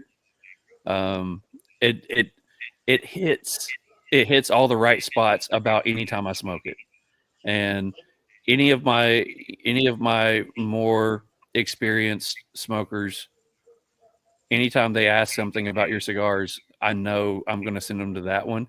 And I have not met one person that hasn't smoked it and been like, "Hey, this isn't a hell of a cigar." They'll suck. My morning cigar with coffee used to be the regular Serena. It's now the Serena Maduro. There's something you get a little bit more grit towards it, no? Yeah, there's something about that Mexican wrapper and then adding it with coffee and cream that they balance each other out really well. That's what I enjoy. So I'm gonna do that tomorrow. I'm gonna try that the Serena Maduro tomorrow morning. Let me know what you think. I would love to hear that. I think I have one more question for you, brother. I always ask questions about the band. I'm a big band guy. My wife says if dog shit was packaged correctly, I would probably buy it because I love packaging. Like if something's packaged right, I buy it. I love your band. Was this an original logo from the original S for the Seijas for the Matilde, or did you, obviously the Seijas is you guys, so like the S, but the Matilde, like how did you guys blend the two? Was part of it the original, part of that company, or how did you blend that for your band? Yeah, of course. That's a good question. So that logo comes from the seal of warranty of the original blend. I actually have the original logo recreated, which I will use in the future. But if you look at the logo itself, it has an S, and then it has Matilde in the middle. It has a woman in the middle. So what we wanted to represent was taking it, the original seal warranty for Matilde has an S and an M, Simeon Mencia or Simeon and Matilde, right? And we're interlocked. Okay. We said, you know, we want to make it a little bit more modern. So we put the S in tobacco, represents Simeon, but also represents our last name, Seijas. And instead of putting the M for Matilde, we put Matilde in the middle. And if you look at it, it's a slender, well, not slender, kind of a Dominican type woman. That's another story I'm going to tell you after this when we're designing it, which is striking a sexy pose, but it's being covered, protected by the leaf. So our trade is tobacco, and Matilde is being protected by our trade, which is tobacco and RS for Seijas.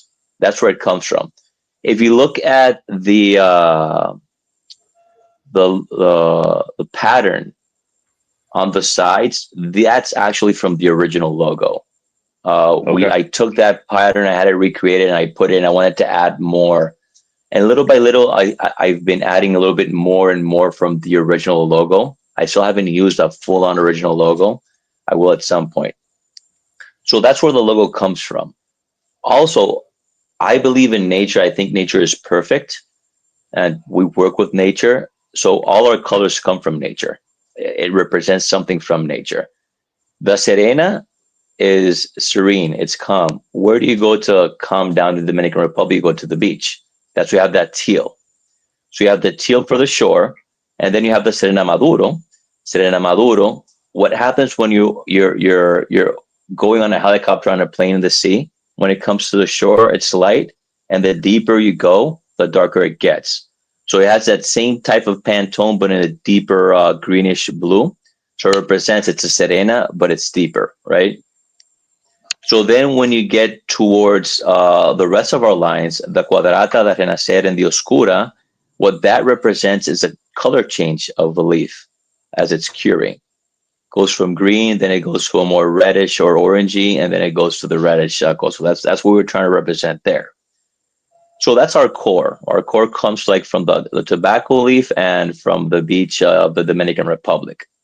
Now with our limited stuff, you'll notice that our core or pastels are more of a polished colors, is the earthier colors besides the teal. I wanted to do something that was a brighter. If you notice, our limited exposures, the red is brighter, the purple is brighter, because we wanted to stand out a little bit more. So where those come from are from flora and fauna from the Dominican Republic. In this case, right now, it's only flora. So limited exposure number 1 comes from an orchid, which is endemic from the Dominican Republic. And then limited exposure number 2, that purple comes from a flower called Campana, which is a beautiful purple. So we literally got a picture of both plants and had somebody be able to take a dot in Photoshop and use that Pantone, which is what it represents. So it's always trying to, take from nature. I think it's perfect. I think God did a beautiful thing with nature, and I try to take as much as possible from it for our branding. Man, that's the best breakdown we've gotten on that question yet. I love it. Actually, we've got some pretty good ones in the past, I guess, but that's impressive. I'm a little bit of a brand junkie, like I said, man. Like the band, I keep every band from the cigars I smoke, and I have them in a big jug at home. And it's one of the coolest things just to kind of turn that thing and remember some of the great cigars you smoke and see those colors in there and see the different bands. And I really appreciate the time and thought process behind some of the bands. And yours is one of the best answers, man. That's impressive. I appreciate your time with that. Thank you. Appreciate it. I will say this as somebody who I'm a big swag, hat, t-shirt kind of person. So if you knew Enrique and Matilde years ago, he came out, and I don't know if your site still has them or not, but he came out with some shirts that was all the different colors of his cigar lines. And TriStar, when we first met him, we went on a freaking crazy spree of buying shirts. So I have one of each of them. And one of the shirts, the logos that I have, has in the background has original news clippings of it was like news clippings from Matilde back in when they first started, but it was inlaid inside of the actual logo. Oh, And that's amazing. That's I that design was made by a good friend called Chema. Great designer. So we had 4 different designs made. You had the Oscura, which is an Art Deco. It had 1876 to 2014, which is a represented also, but it's Art Deco. That one that you're talking about was my favorite. Is that you're saying? it's So awesome. remember that I said that we had a historian looking for different brands. That historian, we have a booklet with about 50 odd pages that talks about Matilde, about the history. We have the newspaper clippings of Matilde. We have the contracts of Matilde. So we take a lot from that, and that's one of the things that we took. We took like all those what do you call commercials, advertisements at that time with the newspaper, La Matilde factory, and all that stuff, and we put it in there. As I said, even though it's our brand, I want to take a little bit, little by little, put a little bit more of that old brand, but same time keeping our brand there. Yeah, it was It's I awesome. know as soon as you started showing us those, we bought a shit ton of them. There was a lot of us that bought them, and I still have mine, and I wear mine out constantly. Yeah, If we you had ever an find issue. We one had of an them, issue. if you ever I'm find one of sorry. them in a box in a warehouse somewhere, let me know. I'll buy it from you. That's amazing. It I'll sounds send like it the to coolest you. shit. If I find it, I'll send it to you. We had an issue with a credit card on the website and stuff like that because from the Dominican Republic, so we had to put the store down. But I'll work on it and I'll put it back on because it's pretty cool to have that kind of stuff up there. And the designs were, as I said, at that point we wanted to have like a different design representing each of our lines. So we have a very simple design, a very gothic design. Then we have that one, which is kind of ¿cómo se llama eso? A collage. It was a collage. It had the cigars, it had the flower, the tobacco leaf on it.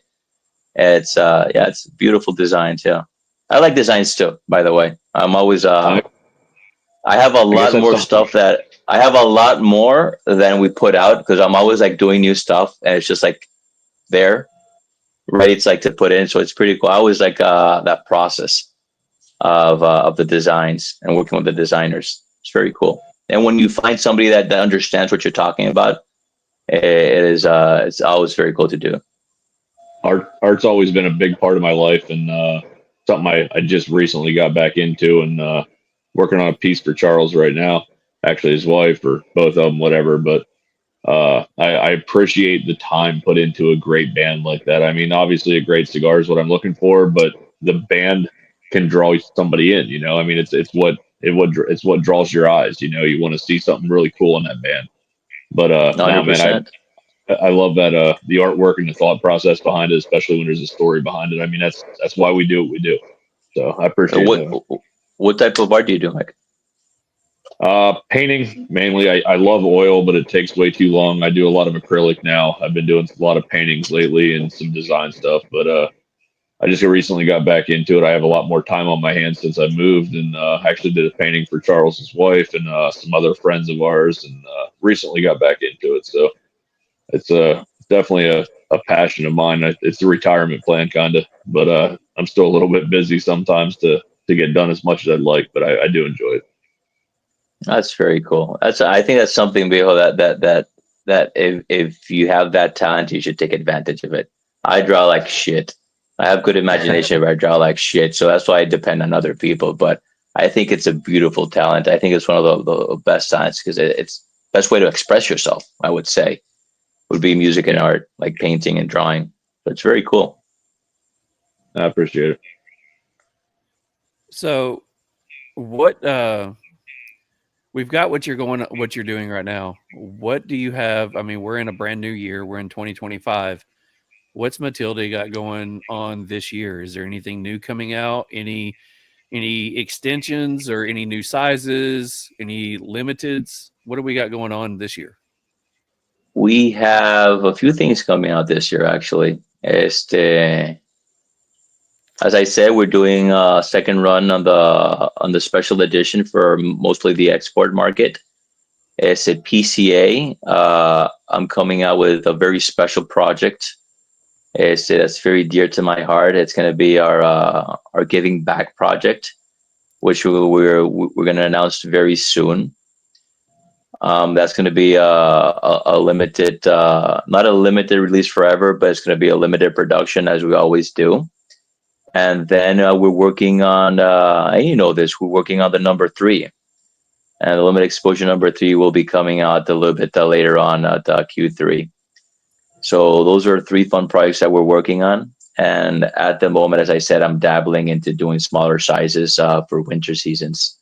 That's something that's still not set in stone, but it's something that we're working on. Besides that, we'll have some special cigars like the Ela, which are going to be dedicated. Ela means Edición Limitada América. That's L. Actually, it's E.L.A. It says Edición Limitada América on the side.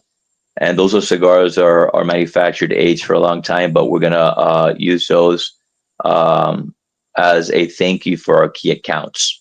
So that's something that we'll be doing during the year. It's not going to be something that's going to be kind of a launch. It's going to be something more like, offer it to Smokers Abbey or offer it to somebody else that are key accounts of ours to have them going on. So we have a lot of stuff going on in 2025. And you'll be hearing more and more about it as the time comes. I would think about this week we'll be announcing our first project for PCA, which is the dearest project that I've had. It's dedicated to my dad, and part of the proceeds are going to go to the Parkinson's Institution in the Dominican Republic. So it's a very dear project, which I'm very proud of. Yeah. I'm going to talk for Mick for a second, but I don't know when we can squeeze you in, but I would love to squeeze you back in whenever you come out with that one. I would love to be able to hear more about that one and let you, be able to talk more about that one.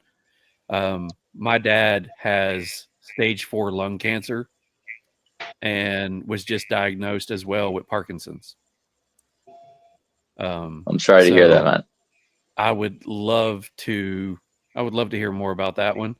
But when your number 3 comes out, I would love to get you back on here to talk more about that one. But, just because of the family aspect, whenever after PCA sometime, if we can squeeze you in, I would love for you to come back on, even if it's just for a little bit, and, talk about that one on here and, the purpose behind it and, what and the reason behind it. So if you're game for that, 100%, man.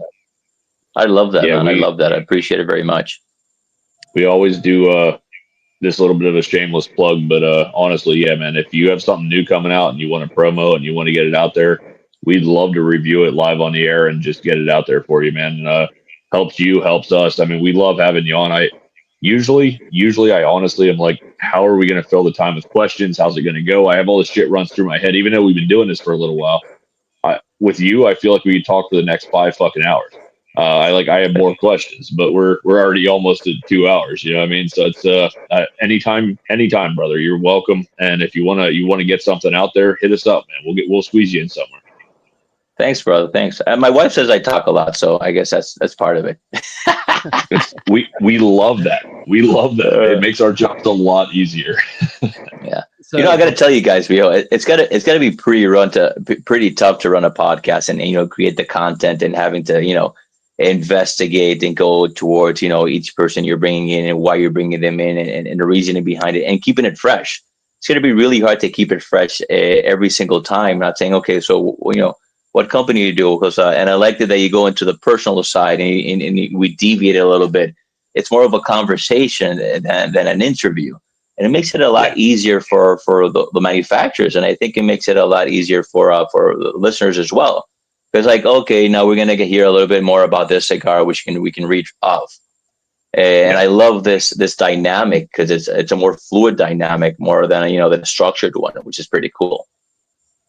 Yeah, so me and Charles made a couple promises to each other when we first started this, and one of them was that we were never going to script an episode. We'd have a basic format of how we want it to look, but we're never going to script an episode. Like we don't edit our shit. We go live every week. We do not record and edit anything. We roll with it. We make mistakes, but we keep it real. Fuck up.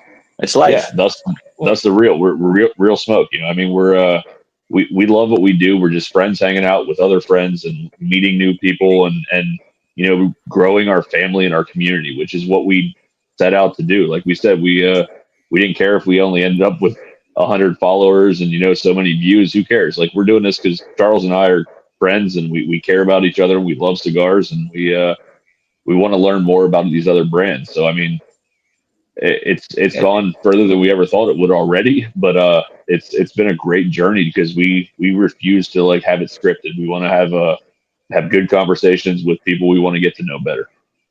Oh, make it, and that's exactly the reason why you've done so well, because you're doing it out of passion. You're not doing it out of a kind of a business. Like anything that you do out of passion because you love, you know, it shows, for starters. I mean, it shows that you're not doing it because it's something that you have to do, right? So it makes it a lot easier. And I think anything you do out of passion, it'll monetize at some point in life. But meanwhile, just enjoying it. And if it doesn't monetize, you know what? You're still fucking enjoying it. At the end of the game, because that's what life's about, right? Life is too short not to enjoy what you do. Well, so I think you guys have a beautiful project. I appreciate you saying that. I wrote down my list of notes for tonight, and I'll show them to you real quick. So that's a great list. Yeah, I don't do notes, but I will say one of the things I will say that one of the key things that I've always liked about what we've got going on here is, one, we bring on some interesting people and people that are fun to talk to. Two, it's also something that I get to be a little bit selfish in because I've brought in people that I've gotten to know over the last few years and I enjoy talking to. So it makes it one of the things where I don't have to worry about making notes, because if me and Enrique is sitting and talking or texting, or we're standing at a lounge talking, we're talking about the same shit. We're talking about family, we're talking about cigars, and we're just hanging out and we're just shooting the shit. And that's one thing that's one thing I enjoy and was looking forward to with having you on here was I don't have to worry about anything because we're just going to talk and have fun. 100%. 100%. I think that's what happened. We do have a question that came on here. So let's see what your answer to this is. Which one of your cigars is best for after sex? And does it depend on if it is with your wife or with your side chick? By the way, Devin wants to know. Rob is on one tonight. What the fuck? Rob is on one tonight. So for Rob, which one of your cigars is best for after sex? And you don't have to tell us how you know this. Just which one of my cigars is best after sex? Was it like hot sex? Was it like quiet sex? Was it love? Okay, come on, you got to give me more information. Like, it's sex. Sex is just not sex. I mean, was it crazy sex? So what are we talking about here, man? Yeah. We need a little more details. Yeah, come on. Well, let's see if he says anything. I saw that question come by. With the side piece, I use a limited exposure #1 just because of the color of the grid it has, right? And it's got that nice red Mamasota and that grid. It's got, it got a nice grid and strong cigar, right? So after that, but I mean, if you had sex feel and you're like you don't have any breath, I mean, you can't do like a strong cigar. You gotta like something milder to catch your breath, right? That's great. Rob says always hot sex. Always hot sex. Well, if you're having hot sex feel, you go with limited exposure #1, man. Got that grit, got that color, got that sparkle. Can't go wrong with that shit. Rob started the episode tonight with 10 inches in Louisiana, and I'm like, is he talking about snow or what's he talking about? So now he's talking about sex. So now I'm nervous. I saw that. Yeah, I know. I saw that. 10 inches. That's impressive. That's very impressive. I can tell you that, man. Impressive. I mean, yeah, I put down some horses.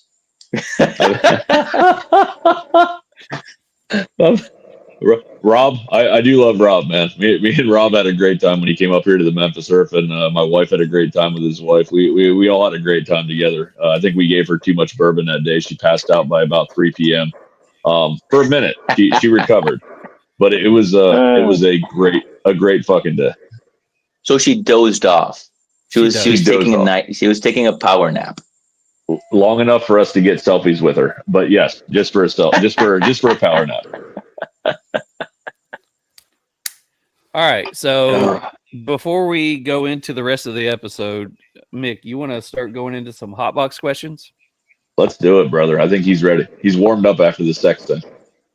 Let's do it. Right. So, as always, the hotbox questions are brought to you by TriStar Herf Crew. If you're looking for a cigar club that is based online but has members all across the U.S. and some in Honduras, go to Instagram and check us out at TriStar Herf Crew and send us a message, and we would love to get to know you. All we do is hang around, smoke good cigars, and chat, and pretty much do what we're doing on here, but we do it with a few more people. And Rob says really quickly, the 10 inches is definitely snow, unfortunately. Love you, Rob. That's fucking awesome. Rob. All right, Enrique. Hotbox questions is 10 random questions, 5 made up by Mick, 5 made up by me. We're going to alternate questions. You can keep the questions as short or as long as possible, as clean or as whatever you would like to do. If there's any of them that you would like to skip, don't. Just come up with something. Mick always starts us off. Mick, hotbox question number 1. All right. Do you have a favorite sports team? Los Toros, Azucareros Celeste. Okay. Soccer. It's no, not soccer, baseball. It's our baseball team from our hometown. They suck. They always lose. But it's my hometown. It's my best ball team. And it brings me back. So it was a social thing for us. And we smoked cigars, ate hamburgers, and drank rum in every game. We lost or we won. We still had a lot of fucking fun. Love it. Nice. Love it. Great answer. Question number 2. What is your favorite cuss word? Coño. And maricón. In English, please. Fucking fuck. Fucking Fuck, All right. you know, yeah, fucking A, fuck. Fuck. Love it. God damn it. Motherfucker. Tu maldita madre. He's got a few of them. Number 3. Aisle seat or window seat? Aisle 100%. Okay. All right. Question number 4. What is your favorite joke? My favorite joke? I don't have jokes, brother. I've all my life I try to tell jokes, and my jokes end up. My punchline is like, I'm done. I was with my friend. I'm like, we're telling jokes with our cousins, right? And I'm like, I'm saying their jokes, and then I stop talking. Everybody's like waiting for the punchline. I'm like, no, that's it. That's it. So unfortunately, we'll take it. I mean, honestly, on our last episode or 2 episodes ago when we did the men's mental health episode, we had a psychologist I used to work with on, and she knew the punchline but didn't know the joke, and Charles had to tell the joke. So I mean, you're fine. That's a perfectly acceptable answer. Knock knock, who's there? Fuck you. That works. Yeah, that works. That works. All right, so here's one of my favorites. It makes people think. Is cereal a soup? Is what? Sorry. Is cereal a soup? Stereo? Like cereal. Cereal. Like cereal, a soup? Yes. A soup? A soup. No. Yeah. A stew? No. Stews are hot. What are you talking about? Okay. We've got, it's about 50-50. Or it's in liquid. Really? I mean, yeah, it was about 50-50 right now. But stews are supposed to be hot. I think of stew, I think about like a hearty stew when it's cold or you're hungover, shit like that. Cereal's like you wake up, it's cold, put milk on that shit and eat it. Okay, but if you think about it, there's actually nutrition floating in some form of liquid. So I'm kind of on the side of that. You know what I mean? So but I'm not trying to change your mind. It's all good. No, I'm going. So I'll take it that you say it's a stew. So when you say Alright, so, so- when you're doing cereal, do you do like let me do like a Frosted Flakes and Rice Krispie stew, and like you make your own like stew, like 5 cereal stew? Is that what you're telling me? I can see that I'm not changing your mind. We can go to the next question. All right, so question number 6. If you could switch lives with any fictional character, who would it be and why? Tony fucking Stark. All right. Nice. He's fucking Iron Man. Yeah. Cool ass shit, man. Absolutely. He's cool. He's Iron Man. He's loaded, viejo. At the end of the day, he has a wife. He falls in love. He's got everything, and then he dies, obviously. But everybody dies. Yeah, that's not a bad choice, brother. Question number 7. What superpower would you want and why? What superpower would I want and why? Yeah. That's a good one.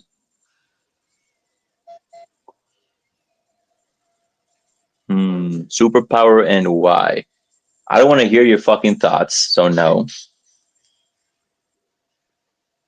I mean, for me, it's either flying or invisibility. But I mean, this is your answer. Those were 2 that I was thinking about flying because I could go anywhere. Invisibility because I don't want to fuck with anybody. Can disappear.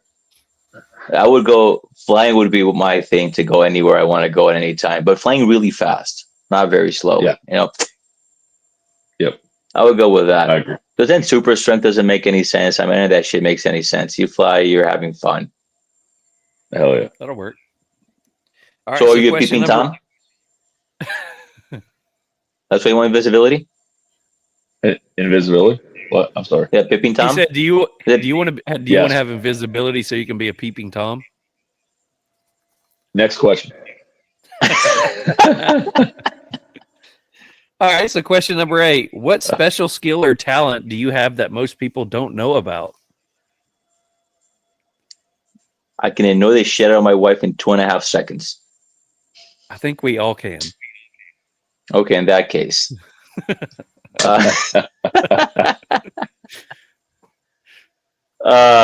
What special skill or talent do I have that a lot of people don't know?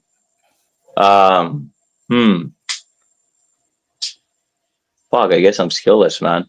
I thought that was a superpower.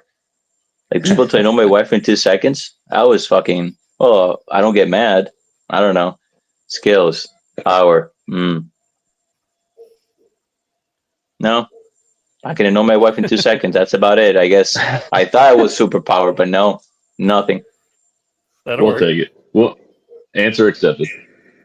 All right. Would you rather accidentally send a nude to your mom or your boss? This might be tricky because do you have a boss? I don't know. Go ahead. I've seen my nudes all the time. And in that case, it'd be my boss would be my dad, so it'd be kind of the same shit. I would say my mom, downright my mom. I have a relationship with my mom where I call her at 3 a.m. When I was in college, I used to call her like 2 or 3 a.m. in the morning to tell her what the shit was going on, and she used to pick up the phone. So she'd be like, motherfucker. I love it. That's awesome.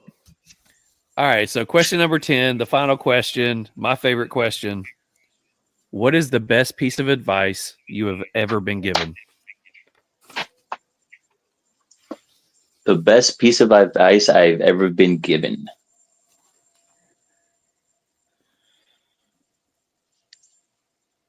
Treat people as you want to be treated. Simple as that. And it came from 2 sides. It came from a personal side, and my dad always treated people as he wanted to be treated without expecting. And I do the same thing. I treat people right, and I don't expect them to treat me right. It's just how I want people to treat me. And then it came advice from a very dear uncle, which is a mentor of mine. I was going through some business ventures, and we're going through a breakup. And he tells me, you have to treat the separation as if you have A and B. and you want A, but if your partner says, no, you want to take B, you have to take B. So you always have to think about the other person and see how they want to be treated and do the same thing for you. Does that make sense? Oh yeah, Absolutely. So basically, Absolutely. never do something you don't want people to do to you, because karma's a bitch and it'll come back to you. And just be good. But yeah, treat people as you want to be treated. I think it's universal rule. Bravo. Absolutely. well, so for the And don't last piss thing off your wife, and don't piss off your wife. That's probably the best one I've ever had. which I kind of suck because I piss her off in 2.5 seconds. So I don't get hit of that advice. Me too. Me too. Well, you're still here, so obviously it's not too bad. I travel a lot. Speaking of travel, got any plans going anywhere anytime soon? Not in the first quarter. PCA, but we're working on a lot of stuff. So the first quarter, it is very possible I'll be grounded the first quarter, and then start traveling Q2 and Q3 and 4. Awesome. All right, See so us in Memphis, brother. to close up the evening, let everybody know how they can find you, whether it's on any of your socials, websites, or anything like that. Well, my home address is put on that. Oh, I thought you said about find me. No. No, find us. Anything else that you want anybody else to know about you, and how they can get a hold of you or your socials. No, as you know, I'm pretty accessible. Matilde is www.matildecigars.com. Our socials are simple, at Matilde Cigars across the board. I'm at Enrique Seijas. It's always accessible there. Please, if anybody has any questions, any suggestions, any feedback, I love it. I believe that with feedback is how you get better. Not saying, "Oh yeah, it's a great cigar." That's it. No, we love feedback. I like getting that feedback from people. We try to respond as quickly as possible when people text or when people answer. And yeah, you can find anything Matilde at our Instagram page and Facebook page, and our website, www.matildecigars.com. Awesome. Well, want to say thank you very much for jumping on here. I've, as always, love talking to you. We always have a good time.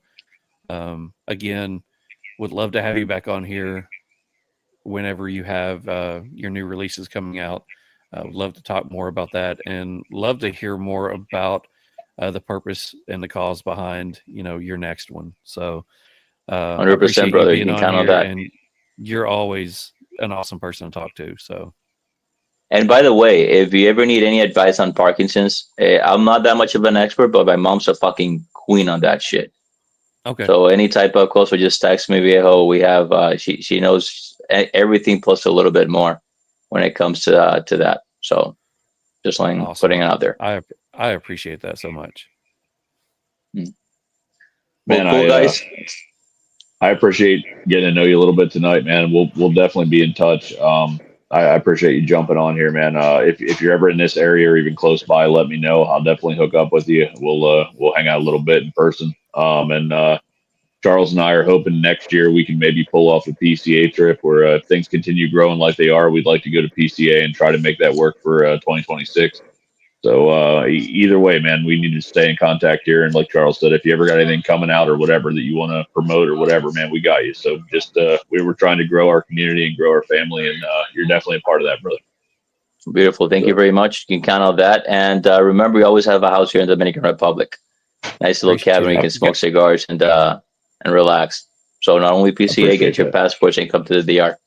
Always welcome. I was in the DR last year, actually, and I did not know you then, but yeah, I was. We went to Punta Cana last year to a all-inclusive resort thing. We do an all-inclusive pretty much every year, so we're kind of bouncing around, checking out places. So.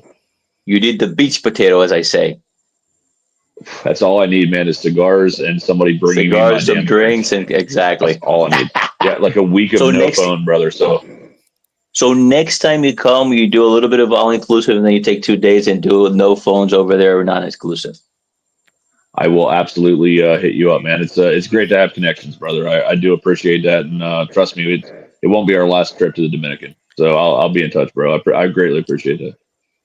Beautiful, guys. Thank you very much. It's always a pleasure. And I have one more question for you, and this is just well, nothing. You had 10 fucking questions. I get it.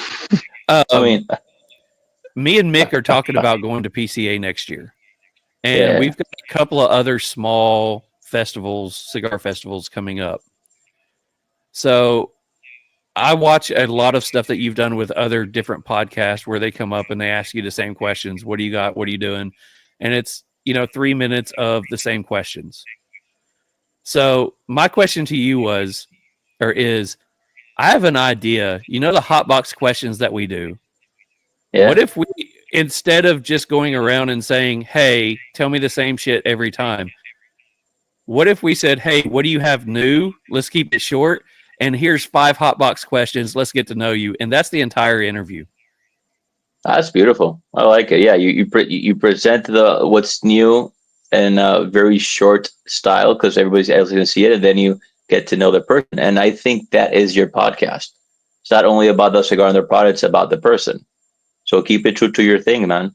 I think it'll be good. And it's also kind of a release. Doesn't feel like you're repeating and repeating and repeating, which we do. I mean, but it's part of it. It doesn't bother us, but it'd be cool saying, okay, we have this, and this, and here's the 5 hot box questions. I was just wondering if you guys ever got tired of getting asked the same question 27 times on camera or on somebody's phone, and was wondering if that would be a change, a good change. Yeah, 100%. Yeah, it's a change, 100%. But I mean, getting tired or not, it's part of what we do. But yeah, obviously, you repeat yourself for 3 days straight. It's not only the interviews. You repeat yourself with the retailers. You repeat yourself with everybody that comes in. Honestly, sometimes you think sometimes you feel like you're, rewind, rewind. But yeah, I like that idea. I like the idea about, talking a little bit about the product and then going into the actual person, the hot box question. Yeah, it's pretty cool. Awesome. Well, love it. Thanks again for jumping on here. We are going to do the cigar review, and then we have a Meanwhile in Memphis, which is just crazy stories about Memphis. So you're more than welcome to hang out and listen or go jump off. I know it's late where you're at and you've got a family to deal with. So I just want to say thanks again for jumping on here. Thanks, guys. Yeah, I'm gonna head out. It's I'm about 2 hours past my bedtime. I've become an old person. Go to bed about 9:30. Oh wow. Greatly appreciate you, brother. Thank you. Thank you for tonight. Thank you. Appreciate it. Thank you, guys. Ciao. Not that off. As always, another great person to talk to. Love Enrique. Couldn't ask for a better person to be on here, and love hearing that he's got something coming out to, in honor of his father and to, get awareness out for Parkinson's. So that's that means a lot. So, man, I felt like I knew him forever on that interview. That was amazing. You were not wrong, man. Again, it's crazy how much we're like on a lot of things, man. Like he was for real, like one of those just real humans, man. That we had a great interview and just a good ass dude. So that was awesome, man. So you want to get into the interview, or not the interview, but the review? Yes, sir. I guess I start just going off past experiences. Yeah. Let her rip, Tater. All right. All right, the Matilde Limited Exposure 2. On the nose, I got milk chocolate, light earth, nutmeg, cedar, a little bit of hay, raisins, and that bready note. Cold draw, I got a little bit of peanut butter, cedar, dark chocolate, baking spices, raisins. First third, I got light espresso, light black pepper, cedar, peanuts, dark chocolate, a little bit of citrus peel, and that bready note. That bready note stayed prominent throughout. Slightly buttery also. On the second third, I got espresso beans, more black pepper, cedar, light peanut butter again, dark chocolate, baking spices, caramel, and that buttery note with bread. The whole way through, I got retro. I got black pepper and raisin. That raisin note just stood out to me. A little bit of sweetness of raisin. The final third, I got cedar, nutmeg, caramel, coffee, cocoa nibs, hay, a little bit of earthiness towards the final third, but it wasn't overpowering for me. And again, that bread note followed the whole way through. I really enjoyed that. Black pepper and raisin on the retro. Creamy smoke. I got that creamy note throughout as well, but that creaminess of the smoke was amazing. And I only had one touch up throughout. So I gotta quit saying that's been my thing tonight, especially when I'm reading. So the pre-light experience, I gave it a 13 out of 15. Flavor, I gave it a 22 out of 25.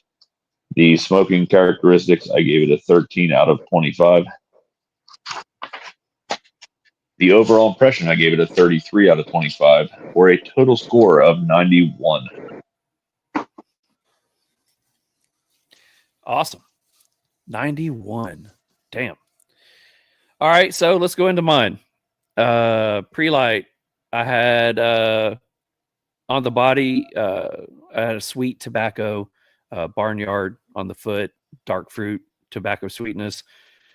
Taste on the cold draw, I had a grape in there, slight spice, cocoa powder, great draw. On the light, slight cedar earth with a little spicy note.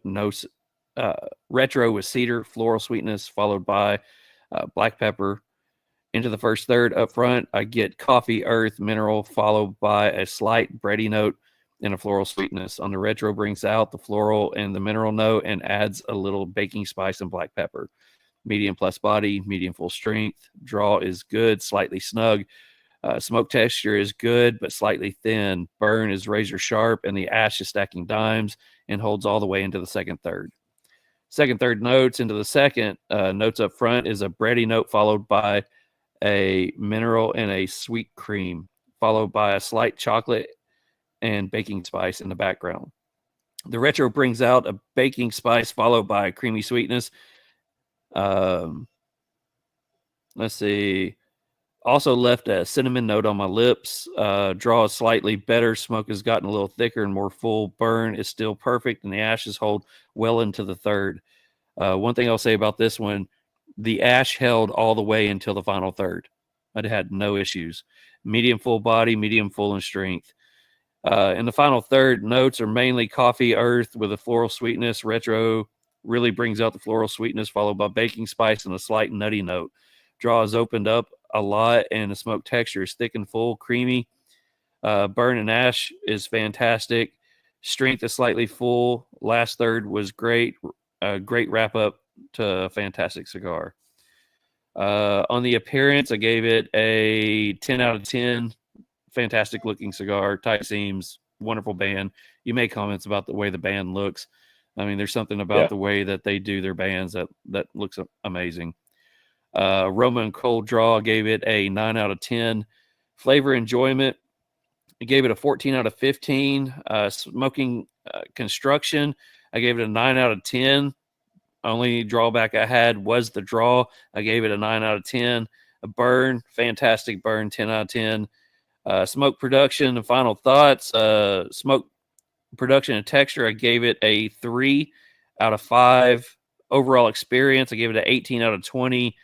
And would I smoke this again? Definitely would. I've actually bought a box of this one. I bought it when I was actually with him the last time. So I gave it pre-light experience, 19 out of 20. Flavor enjoyment, 14 out of 15. Construction, 28 out of 30. Smoke production and final thoughts, 30 out of 35. Final score, 91. We're getting good at this. Real Smoke Podcast gives the limited exposure number 2 from Matilde a combined score of a 91. I will say that I think it was my favorite Matilde I've had, and I have not had the one you were talking about earlier, the Maduro. I probably need to have one of them, but that was my favorite one I've had tonight. Look for the green band. Look for the Escura. It'll fit your flavor profile. I think you will enjoy that one a lot. If we get to review another one of the cigars that he doesn't tell us to review, that would be the one that I would want, just because I want to know what you think about it.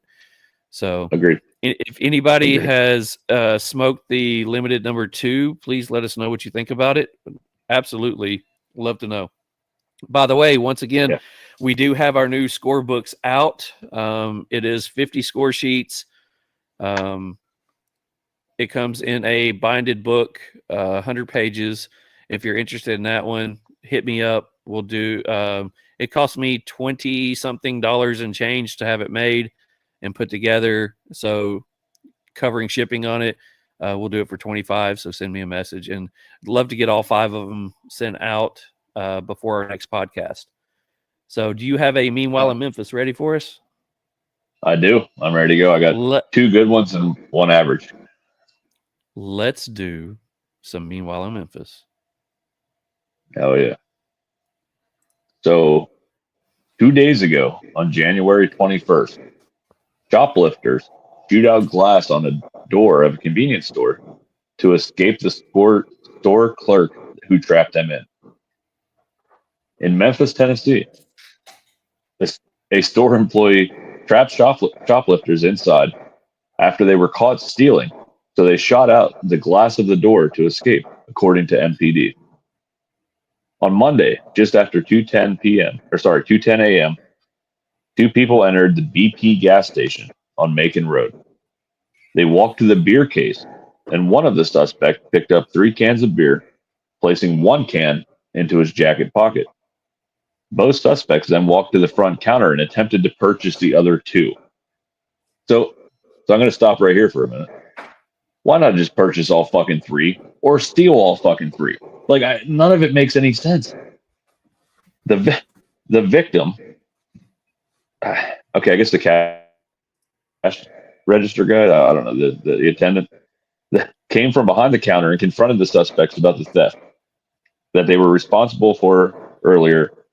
The first suspect threw 2 cans of beer at the victim and hit him on that left side of the head with one of them. So the 2 cans apparently damage. That was in their hand, the 2 cans of beer they threw at him. The attendant then walked behind the counter and locked the front door. The suspects still inside, and then called for police. So they locked the door. The dude still got 1 can of beer in his pocket.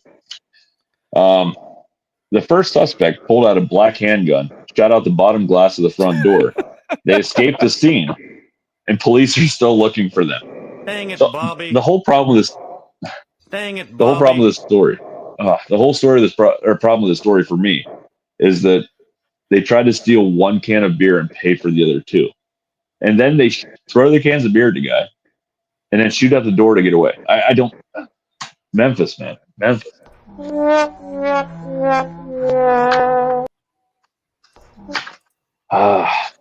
Any rebuttal on that one, Charles? That was a pretty good one, right? No, let's just say dumbass.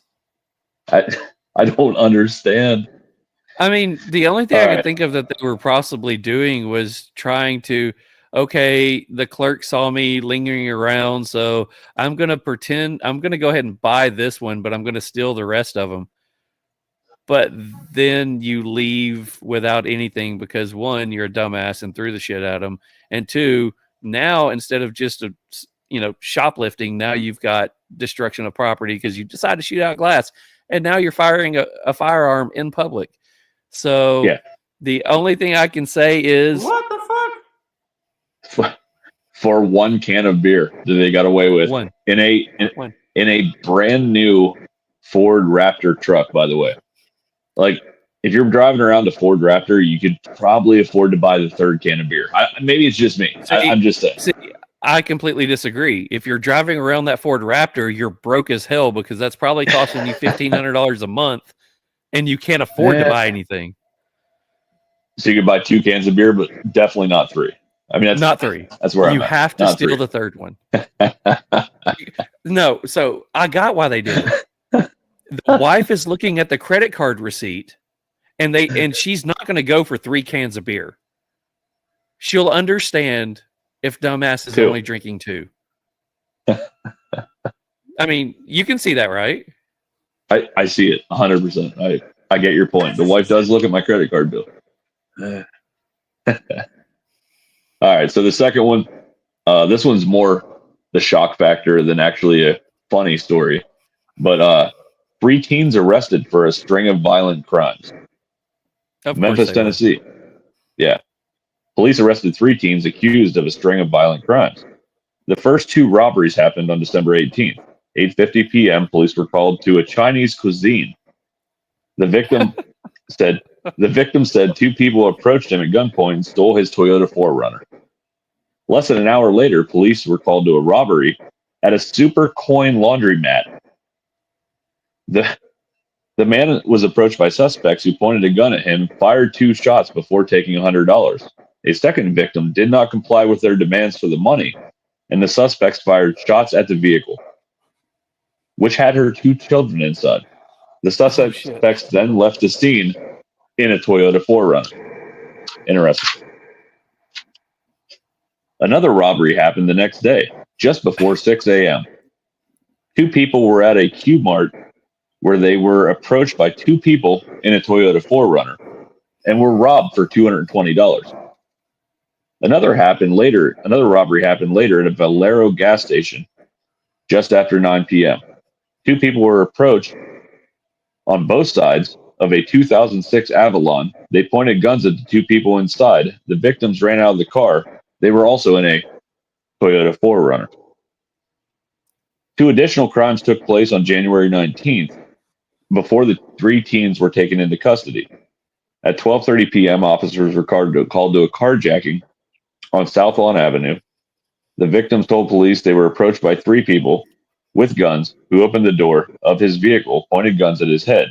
They had pulled up in a Toyota 4Runner. The victim, a native Spanish speaker, did not have anything to turn over to the suspects and left empty-handed.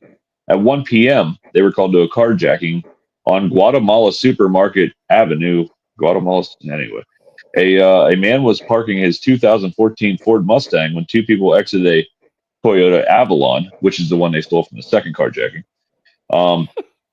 and approached him with his vehicle with guns drawn. The victim got out of his Mustang and it was stolen. Hours later, officers spotted a Toyota Avalon in the area of Cooper Street and Elsie Street. The driver refused to stop for police, and then they gave chase. The driver crashed in an area of Sam Cooper Parkway.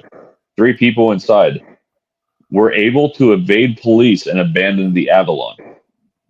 How does all 3 get away? Anyway, soon afterwards, the officers found the Mustang and a Toyota 4Runner in the area of Summer Avenue. The driver again refused to stop, and the police gave chase. The car then crashed into a guardrail on North White Station Road on Macon Road. The 3 got out, were tracked down on foot, and taken into custody. You want to guess the ages of these 3 guys? 14. 14, 15, and 16. Welcome to They're all in Memphis. custody. They're all in custody awaiting a court hearing next week. The last one's not good, so we'll go with those 2 for the night. But man, that's some crazy shit. Do you think that it's Memphis that just has stories like this, or do you think there's more stories everywhere? I think they're crazier here, but I think there's dumb shit happening everywhere in the world. People are not being held accountable, and there's not good parenting happening on the backside of this. I mean, honestly, it's where it all starts. Okay, so we've dwindled down to a few people left watching.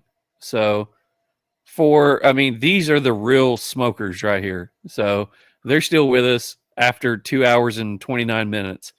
So I'm going over your head at the moment. Yeah.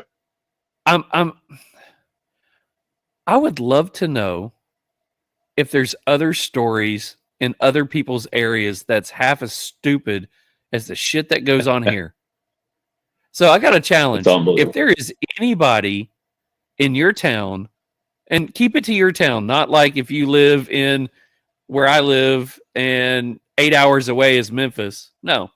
If if there is some stupid shit in your town that goes on like that and it's in the paper, screenshot it, copy the story, send it to us in the podcast. If we get a couple of them, I'll read Nick, it. pick a good one and just say, meanwhile, not in Memphis. And let's fight. I'm just interested to see if there's stupid shit somewhere else. So for you guys that's listening on here, if you have something that's like that, Josephus says Florida has some good ones. John says I'm with you. Yeah. So if you guys have some good stories from your hometown, send it to us. Go to the Real Smoke podcast page, send us a message, and send us the story. And if we get a really good one, we'll put it on here just for the hell of it, just so we don't feel so bad about where we live. I mean, yeah, I could do Meanwhile in Memphis for the next 3 years straight and never hit all the good stories. I try to pick the top ones. You could do Meanwhile in Memphis for the next year and not leave the notes that you just got for the week. Yeah, 100%. It's insanity. Like, and I don't quite understand it because there's so many good things happening here. I hate to bash on this place. Like, I've enjoyed my time here in Memphis. There's so much history and music and food and things I love and people I love. But damn, there's just so much dumb shit going on every fucking day. You can't get away from it. Rob says, I'm sure there's plenty in Baton Rouge. Oh, come on, Rob. I guarantee. And you got Mardi Gras coming up soon, I think. So there has to be some good stories coming out. So yes, send us that. Send us some, Rob. So next week is technically a bye week. And unless something changes and me and Mick decide that we're just going to do a podcast, it's just me and him, which who the hell knows? Because again, we're supposed to do this twice a month. And now we're doing, I think, 27 in a month. No, I'm sorry. That's Cigar Dudes podcast. They do a 27 in a month. Those dudes podcast all the time. And again, if you guys want to listen to another good podcast, go check out I guess it's Black Pearl Cigars now, but go check them out. That's a great cigar podcast to listen to. And they have our brother Lou on tonight. So I know a lot of our people are watching them over there right now, but next week is a bye week. If something changes, we'll let you know. We do come back March 6th with Banff Cigars. February 6th. February 6th, sorry. Banff Cigars. Badass mother freaking cigars. So that'll be good. Yeah. But we'll be smoking the barbed wire. So if you haven't got that one in, you have a couple of weeks to get that one in. So try to grab one of those. You can, I'm not sure we can actually say where to go get that one, but according to YouTube, but there are plenty of, places that you can find it. Just research it. Rob says Black Pearl actually ended before we did tonight. Oh my goodness. Wow. Can't wait to see Ish on here. I can't wait to talk to Ish. I've never actually got to talk to him. So that should be fun. He just opened up his lounge also, so that should be some good stuff. I watched the videos on that one, and he's going to have the grand opening soon. So I know we have John going up there for the grand opening for that one. But guys, if you were here at the first of it, Mick talked about we now are on Instagram, YouTube, Spotify, Rumble, Patreon, and Discord. Go check us out on all of them. If you can't figure out where we're at, go to our podcast page on Instagram, go to the link tree, and there's a lot of them on there. We would love to build up our Rumble page as much as we are doing our YouTube page, just because of the way YouTube has started treating this industry. So it's something that I just posted the first pod that we did, episode 1.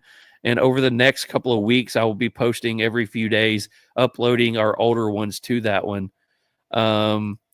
Josephus says Bumble, Grinder, or OnlyFans. Mick is trying to get me to start our OnlyFans. We're working on that one right now, but we'll see. No. You're welcome, Josephus. Yes, there we go. But yeah, do us a favor. If anybody's interested in helping support the podcast, go check us out on Patreon. Again, the Patreon levels that we got on there, it's basically mainly to help buy the cigars that we review on here, as well as send out the merch and stuff that we do on here. Helps cover shipping. We would appreciate that one. There's things on there as little as $5 a month. And if you happen to be somebody who has a cigar brand and want to be one of the sponsors, we actually have the sponsorships on there as well. So you can go do that one. What else? Hat giveaway. We have the Hatapalooza. We have the Crown Heads hat. The information will be coming out soon. Thanks again to John for sending us out a bunch of hats to give away. And I guess last is the cigar review book. It is 50 reviews in here, bound it, and everything that will be going by here in the future. Cost me about $20 to make, $5 for shipping, $25. I'm going to have 5 of them printed. Let's see if we can get 5 of them out before the next podcast and see how many people actually do the reviews with us. Have some fun with it. See what your scores are versus ours and what your thoughts are. So we would love to see that one. So did I miss anything? Man, I think you covered it. Yeah, as Charles said, there's an easier way to put the Patreon thing to keep our wives from yelling at us how much we spend to try to keep this podcast the way we want it. Just give us a few bucks and we'll be good with it. No, I'm just kidding. But honestly, any way you can help support us, we're not looking to get rich ever off this podcast. We're looking to try to make it better for this community and give back something to you guys in the process. So we appreciate everything. We don't ask any of the brands to send us cigars for us to review. We do ask them to tell us what cigars that they would like us to smoke, and then we go out and purchase them on our own. So every cigar that we smoke on here, we have bought ourselves.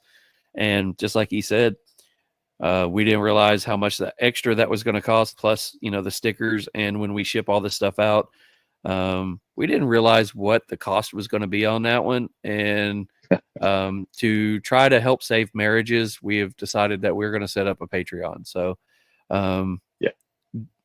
help us out. 100%. Better said than I did.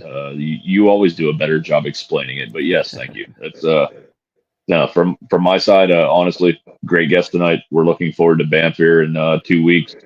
Unless something crazy happens, we'll probably take next week off. But man, it's been a great night again. I'm trying to again use my tagline: take time this week to smoke a cigar with someone you love, and that's all I got, man. I appreciate you, brother. I appreciate you more than I can say, man. You've done a lot lately, and I owe you a couple, so I appreciate you, bro.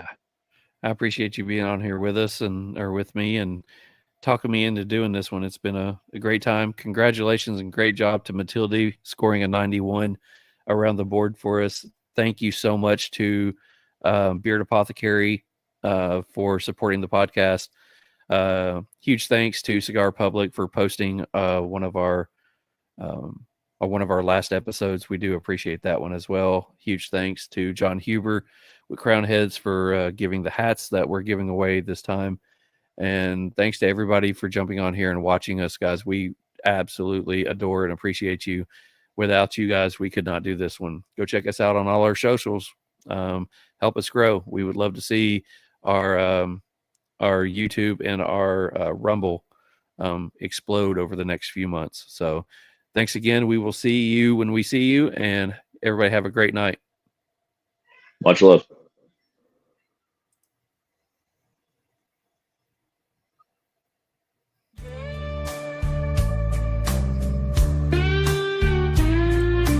Mick and Charles with the firelight glow, cigars in hand, watch the embers slow. Talking life and whiskey, it's a show. Real smoke rides the breeze just so. A puff of wisdom with a sip of fun, guiding through the shadows till the day is done. Inhale the stories, let the laughter run. Real smoke's how all the good times are spun. With a draw and a swirl, watch the worries fade. Mick and Charles got the cool parade. Cigars and tales and whiskey serenade. Real smoke where your troubles are mislaid.